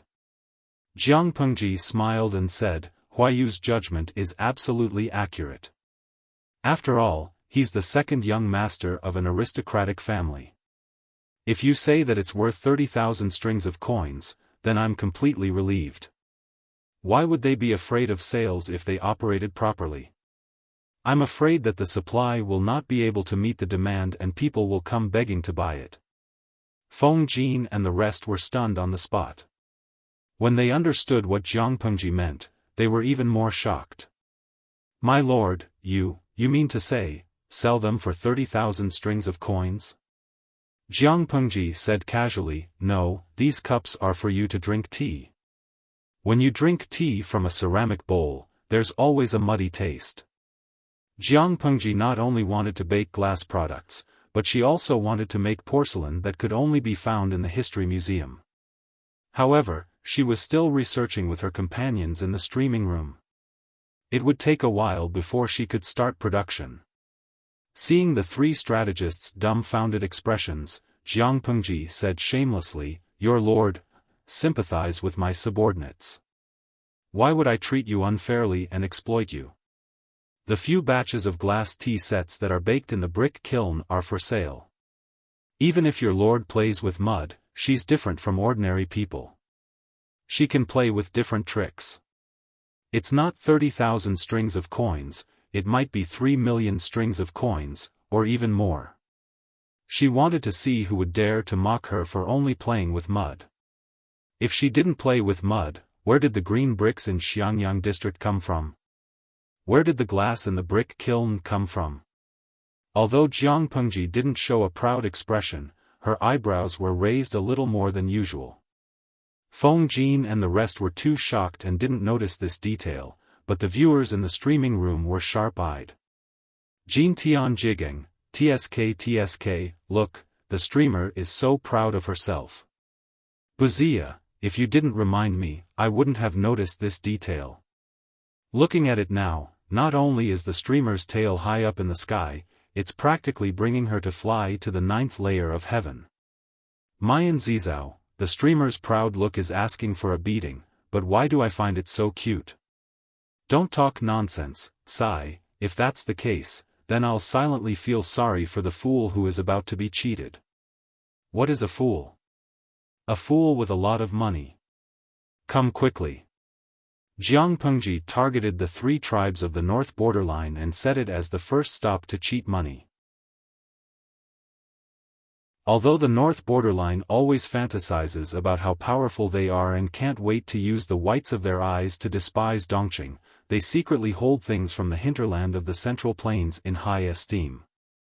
Not only do they fight to buy them, they even regard it as a fashion.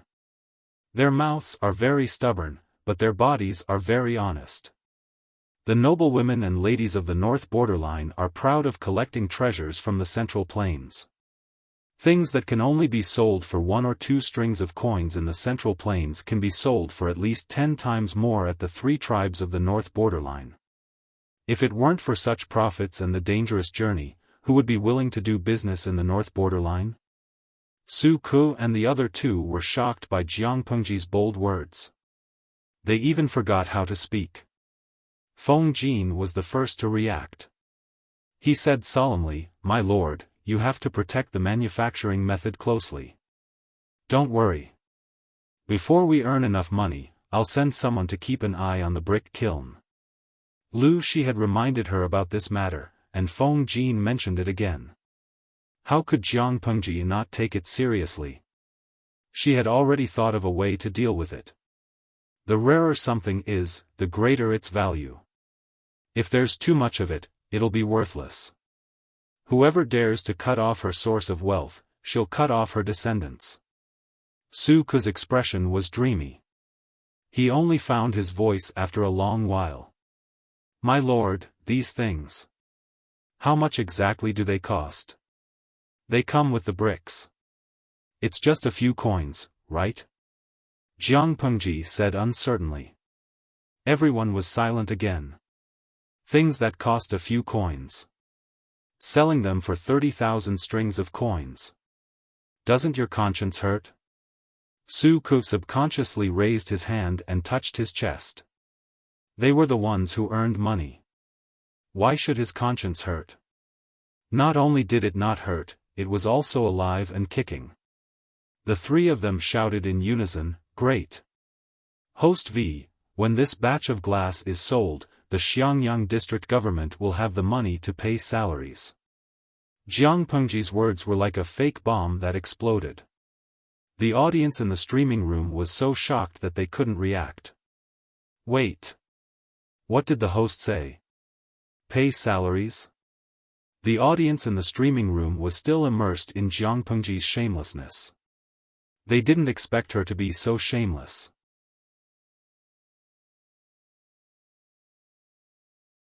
Chapter 440. Such a hard-working, crazy overtime, free, tall, rich, and handsome employee, please give them a dozen. The audience in the streaming room was in an uproar again. Compared to the streamer, Zhou Bapi had no conscience at all. At least Zhou Bapi would pay people a salary, the streamer had never paid a penny. Streamer V, look at what you're saying, I gave you a house, and I supply the food for the entire district. As soon as she finished speaking, a little angel immediately retorted angrily. Tumi Dalao, Hee, a house of 3 pennies, exchanged for food, streamer, you're really great. Even though she was ridiculed, who was Jiang Pengji? She did not need to take such ridicule to heart. Jiang Pengji said very generously, before this batch of glass is sold, the brick kiln will not continue to produce glass. After all, the rarer something is, the greater its value, the quantity must be strictly controlled. But we will also start to study other things. Oh, you're all on the same side, as the Lord, I can treat everyone badly, but I can't treat you badly. After we're done today, do you want to follow me to the brick kiln and each of you can choose a set? Although the glass was expensive, she knew her family well. She was not a stingy person, she would share blessings. She originally wanted to stay in Xiangyang district for 2 days, but because of the glass, it was delayed for 3 to 4 days. The brick kiln worked day and night, speeding up the firing. The defective products were ruthlessly eliminated and destroyed. The quality glass teaware was carefully packed and placed in a box piled with layers of brocade. Just as Jiang Pengji ridiculed, glass was too fragile. To prevent the treasure from being damaged and losing tens of thousands of strings of coins, the protection work had to be done well. Who could afford to pay for it if it was broken? Although the audience in the streaming room ridiculed her for being too shameless, one thing had to be admitted, no matter how many fakes they were originally made, their true value lay in the market price at the end of the sale. The glass teaware indeed had a market value of tens of thousands of strings of coins, in other words, their lord gave away something that was easily worth tens of thousands of strings of coins. The 3 of them were a little confused by this explosive news, and they subconsciously opened their mouths to thank him. Jiang Pengji responded with a hum and suddenly changed the topic. Speaking of which, is the red dates and white fungus soup that bad? The red dates and white fungus soup in front of them was almost untouched, the temperature was almost gone. Feng residence, inner court. He did not know if Changsheng was more like her father or her mother. At such a young age, one could already see her nature of being tormented. Yeah, she muttered a strange sound and used both her hands and feet. Under her unremitting efforts, her chubby body rolled once and finally turned over. Her 2 legs were flapping about, as if she wanted to turn back to her lying position. Wei Jingxian sat next to her and gently helped her to turn over so that she could continue to roll around and play. However, he smiled and said, the way Changsheng struggled just now was like a little tortoise that couldn't flip itself over. The maidservant at the side added with a smile. Your servant heard from the old people that children need 4 to 5 months to be able to turn over and crawl around. Little girl's body is strong and healthy. It's only been 3 months, little girl can already turn over. With such precocious intelligence, perhaps in a few months, Fern will be able to hear the little girl call you Nyangqin. When Wei Jingxian heard this, the smile on her face became even more gentle. In terms of character, she did not know whether Changsheng took after her or Feng Jin. She was stubborn, lively and active. If Changsheng had to turn over and roll around to play, then she must rely on her own ability. Previously, Wei Jingxian saw that it was difficult for her to roll and she could not turn over for a long time. So, as a mother, she laughed and helped her. Unexpectedly, the child's face turned red and she wailed loudly. She looked like she did not want to give in. Wei Jingxian could only pick her up and coax her in every possible way. However, Changsheng, who bore a grudge, refused to stop. She was really afraid of this child. After that, no matter how Changsheng rolled around on the table, she did not help. After all, a baby's energy was limited. After rolling around and playing for half an afternoon, how could Changsheng bear it? Not long after, Changsheng was already in a state of drowsiness and fell into a deep sleep. When Feng Jin stepped into the afterglow of the setting sun and returned home, he saw Wei Jingxian kneeling beside Changsheng with a faint smile on her lips. His daughter was sprawled out in a deep sleep. He could totally imagine how her sleeping posture would be when she grew up a little bit, how painful it would be for his eyes. When Feng Jin saw that casual sleeping posture, he hardened his heart several times to ask the servant woman to correct the child. However, when he met his daughter's watery eyes, he immediately retreated in defeat. How could he bear to be forceful? Huayu, why are you back so early today? The servant girl heard the movement and saluted, which startled Wei Jingxian, who was in a daze. Feng Jin held a long black wooden box in his arms. He looked a little cautious. He answered, "Yes, there are not many things to do today. I handled them quickly, so I came back early." Wei Jingxian's eyes fell on the long black box curiously. She silently asked what was inside. "It's a gift from the Lord, but it's a little fragile. I can't let Chongqing touch it." It was not that Feng Jin was distressed about the glass tea set, but it was too easy to cut the skin after the glass was broken. In Feng Jin's heart, there was no treasure in the world more precious than his Chongqing. "It'll be bad if it gets cut." "What is it exactly?" Wei Jingxian asked curiously. Feng Jin did not keep her in suspense. He gently put the box down, trying not to make a sound that would disturb Chongqing's sleep. "Look, isn't this craftsmanship amazing and peerless?" Feng Jin opened the box. It was filled with deliberately cut pieces of cloth of various colors. He took out a delicate teapot. It was the size of his palm. It was exquisite, elegant, and exquisite. It reflected the setting sun in the evening, revealing a charming colorful light. Wei Jingxian was so mesmerized that she almost forgot to breathe. Where did you get this strange thing from?" Wei Jingxian covered her mouth with both hands to prevent the sound of her breathing from being too loud. "Lanting gave it to me. Not only did I get a share, but Wenjing and the others also sent one." Feng Jin rarely addressed Jiang Pengji as his lord in private. It was not disrespectful, but he was more inclined to treat her as a friend. Wei Jingxian repeated in disbelief, "Mr. Qiguan and the others also have a share?" She thought that it would be a miracle if there was even one such peerless treasure that excelled the workmanship of the heavens. "Yes." Seeing his wife's reaction, Feng Jin suddenly wanted to tease her. "How much do you think it's sold for? It's such a precious and beautiful thing. The price is definitely not low.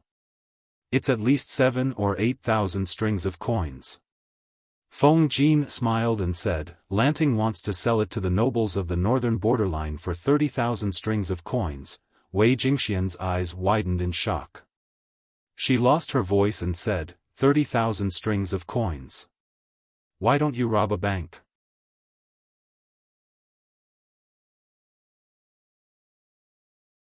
Chapter 441.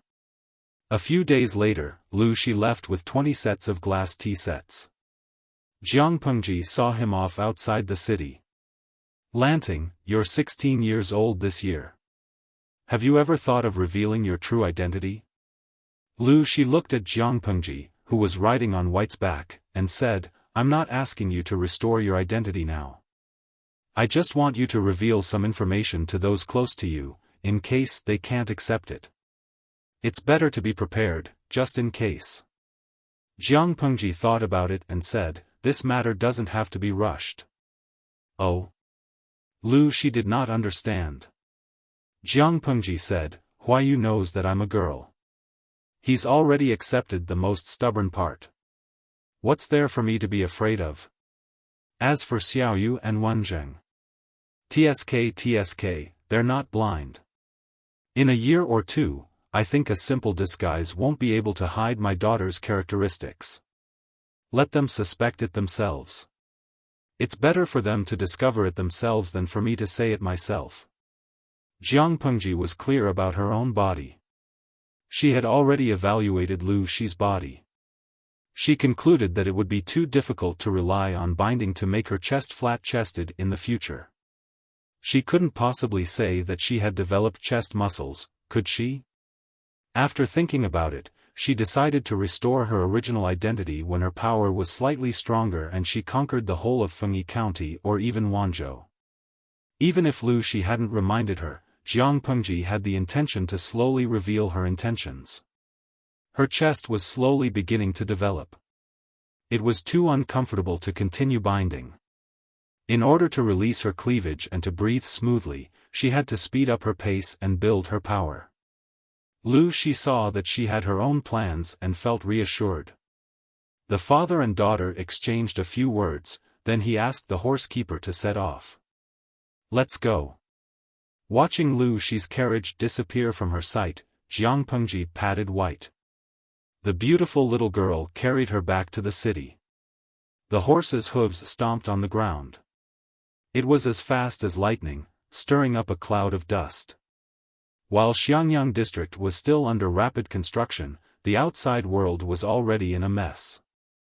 Although the Tsingyi army had been rejected twice by Jiang Pengji, they still had a great appeal among the uninformed people. In addition, the Dongqing court had adopted a laissez-faire measure against them. This also led to the two northern prefectures becoming a battlefield for the Tsingyi army and the Red Lotus group. There was not much difference between the two peasant forces that rose up in revolt, but as time passed, the Red Lotus group gradually developed and strengthened, steadily suppressing the Tsingyi army. The reason was that the members of the Tsingyi army were bandits, while the Red Lotus group was a group of bandits with beliefs and needs. Was the Dongqing emperor willing to let these peasants act like tyrants in his territory? Of course, he was unwilling, and he even wished for nothing more than to capture all these wicked people, behead them, and exterminate their 9 generations. He had no choice but to allow the north to descend into chaos. 100,000 imperial guards escorting the entire royal family and the court officials to move the capital to Chenzhou was already very taxing. If the Tsingyi army or the Red Lotus group were to harass and pursue them from behind, no one could guarantee the safety of the royal family and the important officials. More importantly, the Dongqing emperor would not allow his dignity as the emperor to be trampled on like this. Therefore, when two groups of peasants rose up in revolt in the north, the Dongqing emperor simply turned a blind eye to it and allowed them to fight among themselves, restrain each other, and exhaust each other. It was a blessing in disguise for the team that moved the capital to Chenzhou. They traveled steadily and did not encounter too many disturbances along the way. Now that more than 3 months had passed, the huge and bloated team finally stepped into the border of Chenzhou. Calculating the time, they would reach the new capital in another 7 or 8 days. Everyone from top to bottom could not help but heave a sigh of relief. At that moment, the Dongqing emperor received news that almost made him vomit blood. Unfilial son. The Dongqing emperor was so angry that his hands trembled. He slapped Wu Majun hard, and his face tilted to one side. Wu Majun was called over by the emperor. As soon as the father and son saw each other, he was slapped hard, and he was stunned. Wu Majun hated the emperor to the core. He could not wait for the old man to die immediately, but he still had to put on a sad expression. He knelt at the emperor's feet sincerely and said with tears streaming down his face, "Father, I don't know what I did to make you so angry, but I still beg you to calm down. Don't harm your body because of me." "Father, father," he cried sincerely and sorrowfully, but his eyes were filled with childish admiration for his father. His acting skills burst forth, moving the audience. However, the Dongqing emperor was full of anger now. How could he be fooled by Wu Majun's performance? The more Wu Majun acted like this, the more disgusted he felt. Therefore, he did not suppress his anger at all. He simply slapped Wu Majun again so that both sides of his face were symmetrical. "Bastard!" When he spat out these 2 words, Wu Majun's face turned pale. His eyes revealed a strong hatred. "Father, I have no problem with you slapping me, but you have to let me know what I did wrong, right?" Wu Majun really hated the emperor in front of him, but he yearned for the emperor's unscrupulous supreme power. Look, if the man in front of him was not the emperor, how could he casually slap him, trample on his dignity, and disregard his character. It was all because the man in front of him was the emperor. At that moment, his inner obsession with the emperor's power climbed to the peak. What did you do wrong? You bastard, what right do you have to ask me what did you do wrong? The Dongqing emperor was so angry that he wanted to laugh at his stupid son. He was handsome, but why was he so stupid?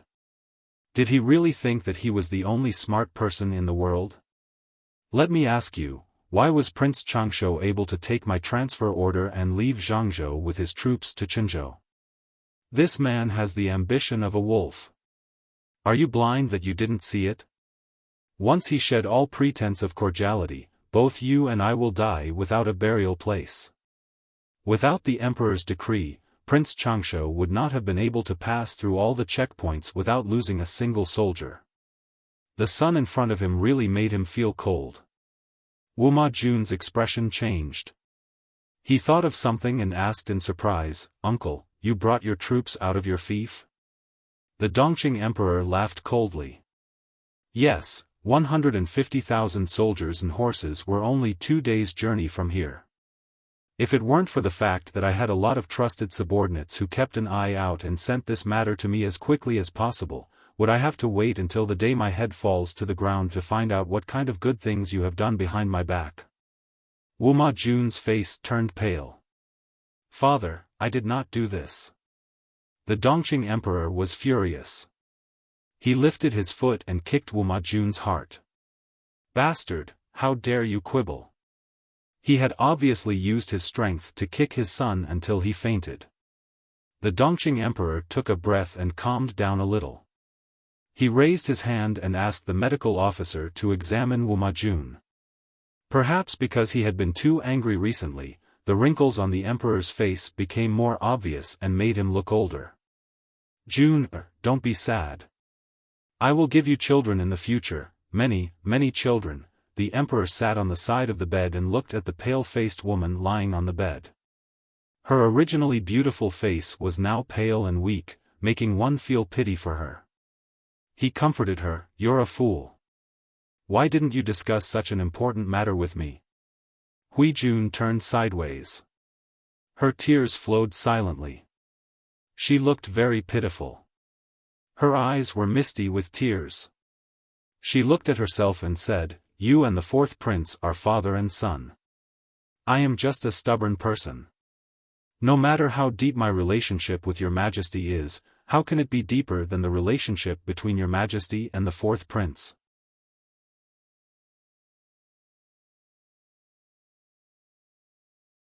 Chapter 442. The emperor's gaze was so gentle that it could drown a person. Hui Jun seemed to be a little shy from his gaze and turned her face away slightly. "Beloved, the person I love the most is you," the emperor said affectionately. Hui Jun blushed and immediately thought of something. She said, "You don't blame me anymore?" "When did I blame you?" The Dongqing emperor said. "That's all that unfilial son's fault. Why should I blame you?" Hui Jun's heart calmed down. She blushed shyly, which made people's throats itch. Then what about Prince Changshu? He's leading troops and has a fake imperial edict forged by the fourth prince. It's okay. I'll send someone to ask him to go back. If he refuses, The Dongqing emperor comforted Hui Jun gently. "Don't be afraid. I wish I could hurt myself, but I can't bear to hurt you. Why are you so stupid? Take good care of yourself and give birth to 8 or 10 royal children for me in the future."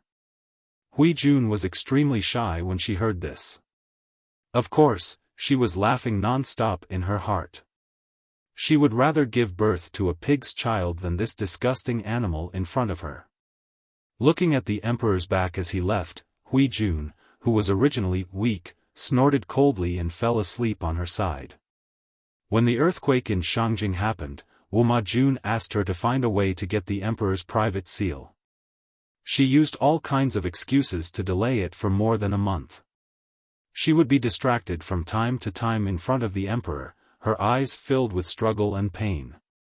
Later, Wuma Jun was forced into a corner. She had to steal the emperor's private seal and fool around with him again. That night, she secretly asked someone to get an abortion pill. Of course, she was definitely not pregnant. After all, her body had been ruined in her early years. Perhaps she would never have the chance to be a mother in this lifetime, so it was fine to take the abortion pill. However, her carelessness was discovered by the emperor. Under his relentless questioning, she painfully revealed that Wuma Jun had forced himself on her during the day. She also revealed that Wuma Jun had asked for the emperor's private seal. In order to prevent Wuma Jun from being eliminated so quickly, she begged the emperor not to pursue this matter. For this, she put in a lot of effort. She drank medicine and tried to commit suicide. In any case, she wouldn't die. The people the emperor had arranged to be by her side wouldn't let anything happen to her. Therefore, Hui Jun was having a good time. The emperor, on the other hand, was exhausted. Perhaps the emperor also wanted to see what Wuma Jun was going to do with his personal seal.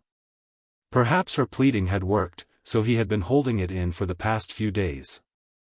Until he accidentally received news that Prince Changsho had led his troops to Chenzhou. The emperor was instantly enraged, and that was what had happened just now. Hui Jun did not understand politics, but she knew one thing: it's easier to invite the devil in than to send him away. Prince Changsho rushed over from Kaifeng with hundreds of thousands of troops. He was ambitious, so how could he be willing to be sent back? It would be best if they fought until their faces were red and their necks were swollen. Their brothers would quarrel with each other and they would not be in the mood to care about the news from the north.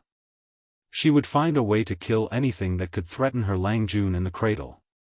For example, the ambitious princess of the northern borderline. Hui Jun used her status to torment her. His mind was filled with all sorts of nonsense. Hui Jun yawned lazily. She thought about whether she should jump into the water to commit suicide tomorrow, or continue to lie in bed and pretend to be pitiful. When she thought of Wuma Jun and his son, she secretly rolled her eyes. How could such filthy people be the noblest royal family in the world? Hui Jun did not like palace fights. In addition, the emperor valued her.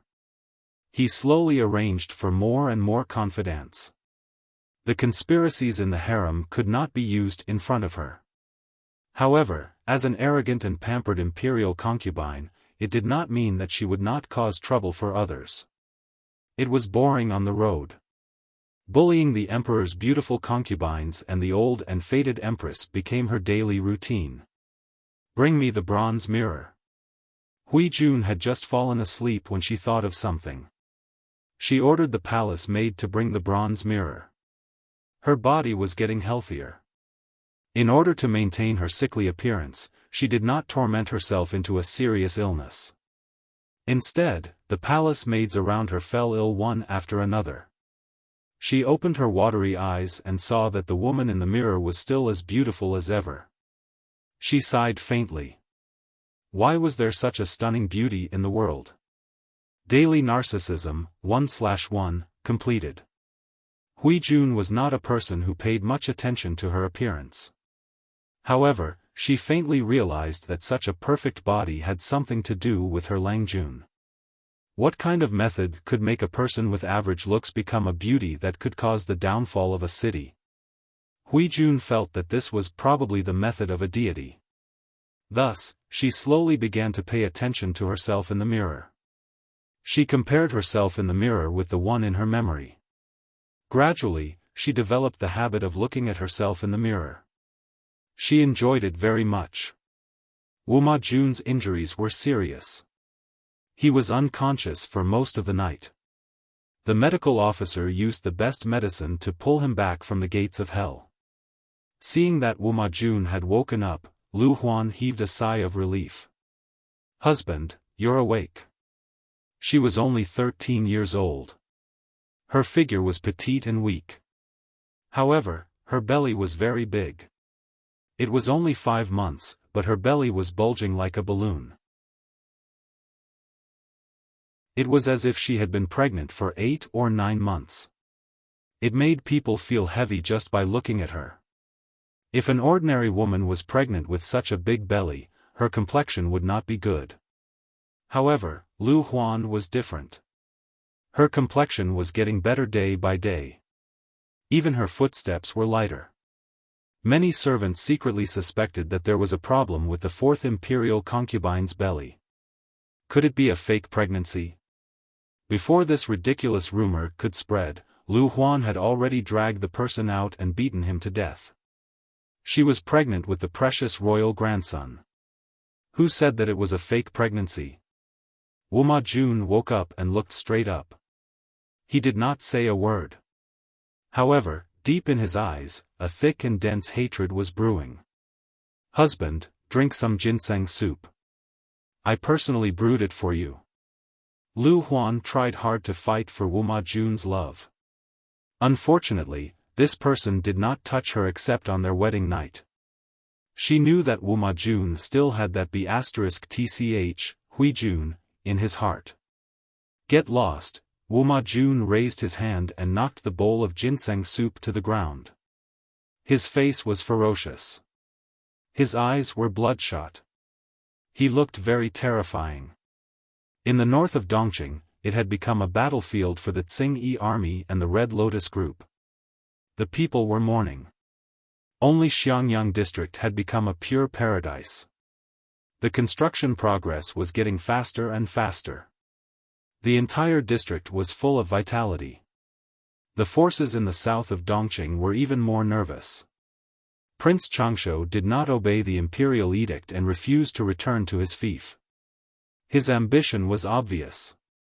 Under such circumstances, the forces in the north borderline also began to stir. Lu Shi returned to Chongzhou under such circumstances. He took a brief look at the government affairs during this period of time. He discovered that there were faint rumors in the north borderline. Obviously, they felt that the time was ripe. They wanted to take advantage of Dongqing's complete weakness to destroy Dongqing in one fell swoop and occupy the central plains at the lowest cost. Their ambition was not small. Lu Shi roughly estimated the situation in Dongqing and sneered coldly in his heart. Before the 3 tribes of the north borderline made a move against him, he would first make a move against them. Crack! Lu Shi took a bite of the seasonal fruit. His mouth watered. He waved his hand and summoned his butler. The Lu residents had many businesses in the open and in the dark. Their business network had already spread throughout the north borderline.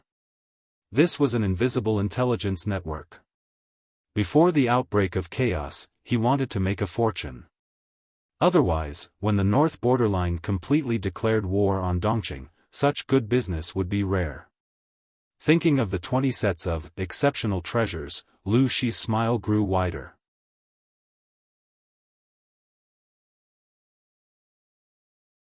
Chapter 443. The northern borderline was vast and had a small population. Coupled with the years of war, it was difficult for the people to survive. In the past 20 years, the royal family of the northern borderline, under the suggestion of the wise ones, finally agreed to cultivate and recuperate. They encouraged the people to have children and actively opened up business and trade with neighboring countries. Without a doubt, this policy was very correct. Today, the 3 tribes of the northern borderline were prosperous and lively. The country was extremely powerful. More than a decade ago, they launched a sneak attack on the border of Dongqing and took over the 3 cities of Chongzhou and Shangyu County. This made the northern borderline arrogant.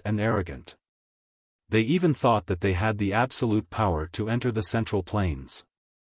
After all, Dongqing was too weak now. It could not withstand the ravages of their armored cavalry. The country's demise was imminent.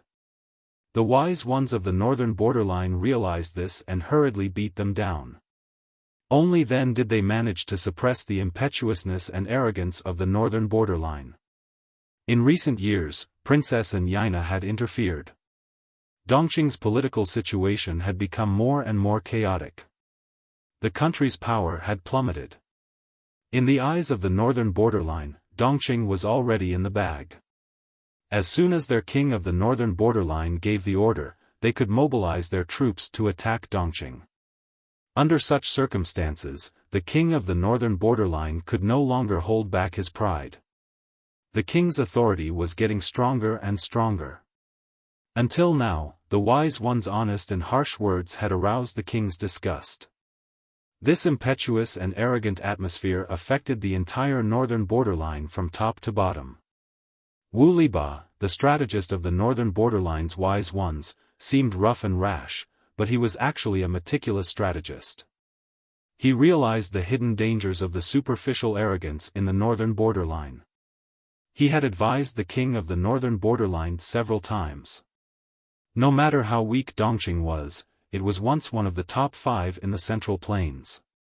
They should be extremely cautious when facing this enemy. Since ancient times, were there any lack of examples of arrogant soldiers being defeated? However, no matter how Wu Liba quoted from the classics, the king of the northern borderline did not listen. He even berated him harshly. Faced with this situation, Wu Liba was both worried and sad. He was not afraid of anything else. He was afraid that the northern borderline would become arrogant and look down on the enemy because of a small victory. Today, he was scolded by the king of the northern borderline again because of his advice.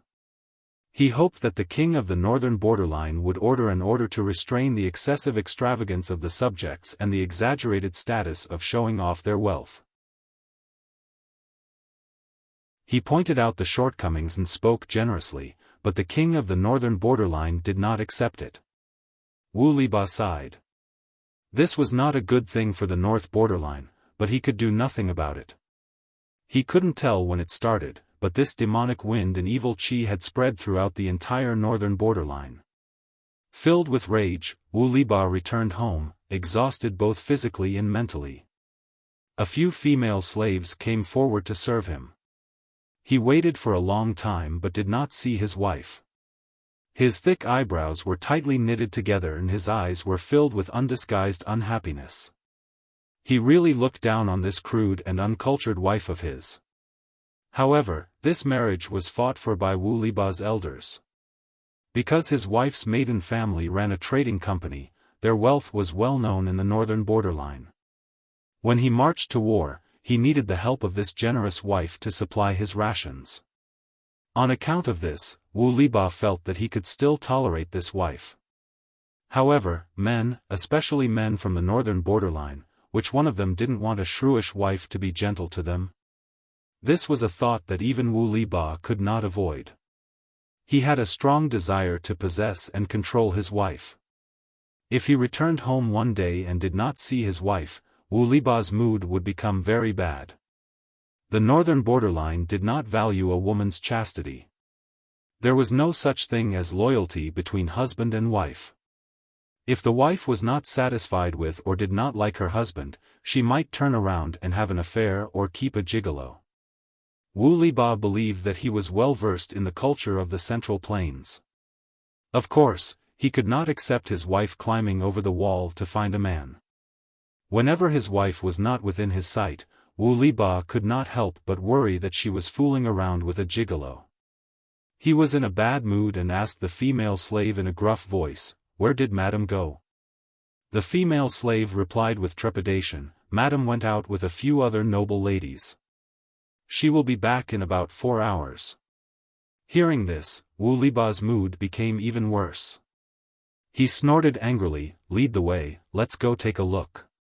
His wife was already crude and uncultured. If she mingled with those women, how could her upbringing be good? At this moment, Wu Liba's wife was shopping heroically. Yes, shopping. When people went out to shop, they did not buy the good ones, only the expensive ones. One person could buy up an entire street. Her family was rich, and the northern borderline valued women very much. Hence, Wu Liba's wife did not lack money. Moreover, her husband was a brave general of the northern borderline. He was from the Wise Ones clan and was highly respected. Even the king of the northern borderline had to treat him with respect. Wu Liba's wife's life could not be more comfortable. When she was bored, she would bring a group of sisters to sweep the streets. Now, a group of northern borderline noble ladies were eagerly waiting for the treasure house's shopkeeper to deliver the treasures. Ladies, sorry to keep you waiting. The treasure house's shopkeeper was of mixed blood. He had the gentleness and elegance of a man from the Central Plains, but also the boldness and valiance of a man from the northern borderline. If not for the fact that he was already 45 years old and had a few granddaughters and grandsons, many high-ranking officials in the northern borderline would not be at ease to let their wives frequent the treasure house. This man was too charismatic. If he were to sleep with his wife while shopping, it would be a grievance. The shop often sold precious smuggled goods. This was also the favorite place of the northern borderline's aristocrats because the goods were good and expensive. The man held a box steadily in both hands. His slightly thin lips spoke in an elegant and tactful tone. These noble ladies even dared to press their husbands to the ground and beat them up. Usually, when they shouted, their voices could be heard from miles away. However, in front of this elegant middle-aged man, they could not help but display the demeanor of a lady. They patiently waited for him to slowly open the box and reveal the rare treasures inside. This is a colored glazeware. Ladies, please take a look. After the box was opened, the ladies' eyes were all attracted by the items lying quietly in the box. Wu Liba's wife only came to her senses after a while. She opened her mouth and asked, "Mr. Shopkeeper, how much are these treasures?" The shopkeeper said, "This is a set of tea-ware. The quality and workmanship are rare in the world. The price is a little expensive." Wu Liba's wife said with a smile, "Could it be that shopkeeper is worried that I cannot afford it?" The shopkeeper said, "Madam must be joking.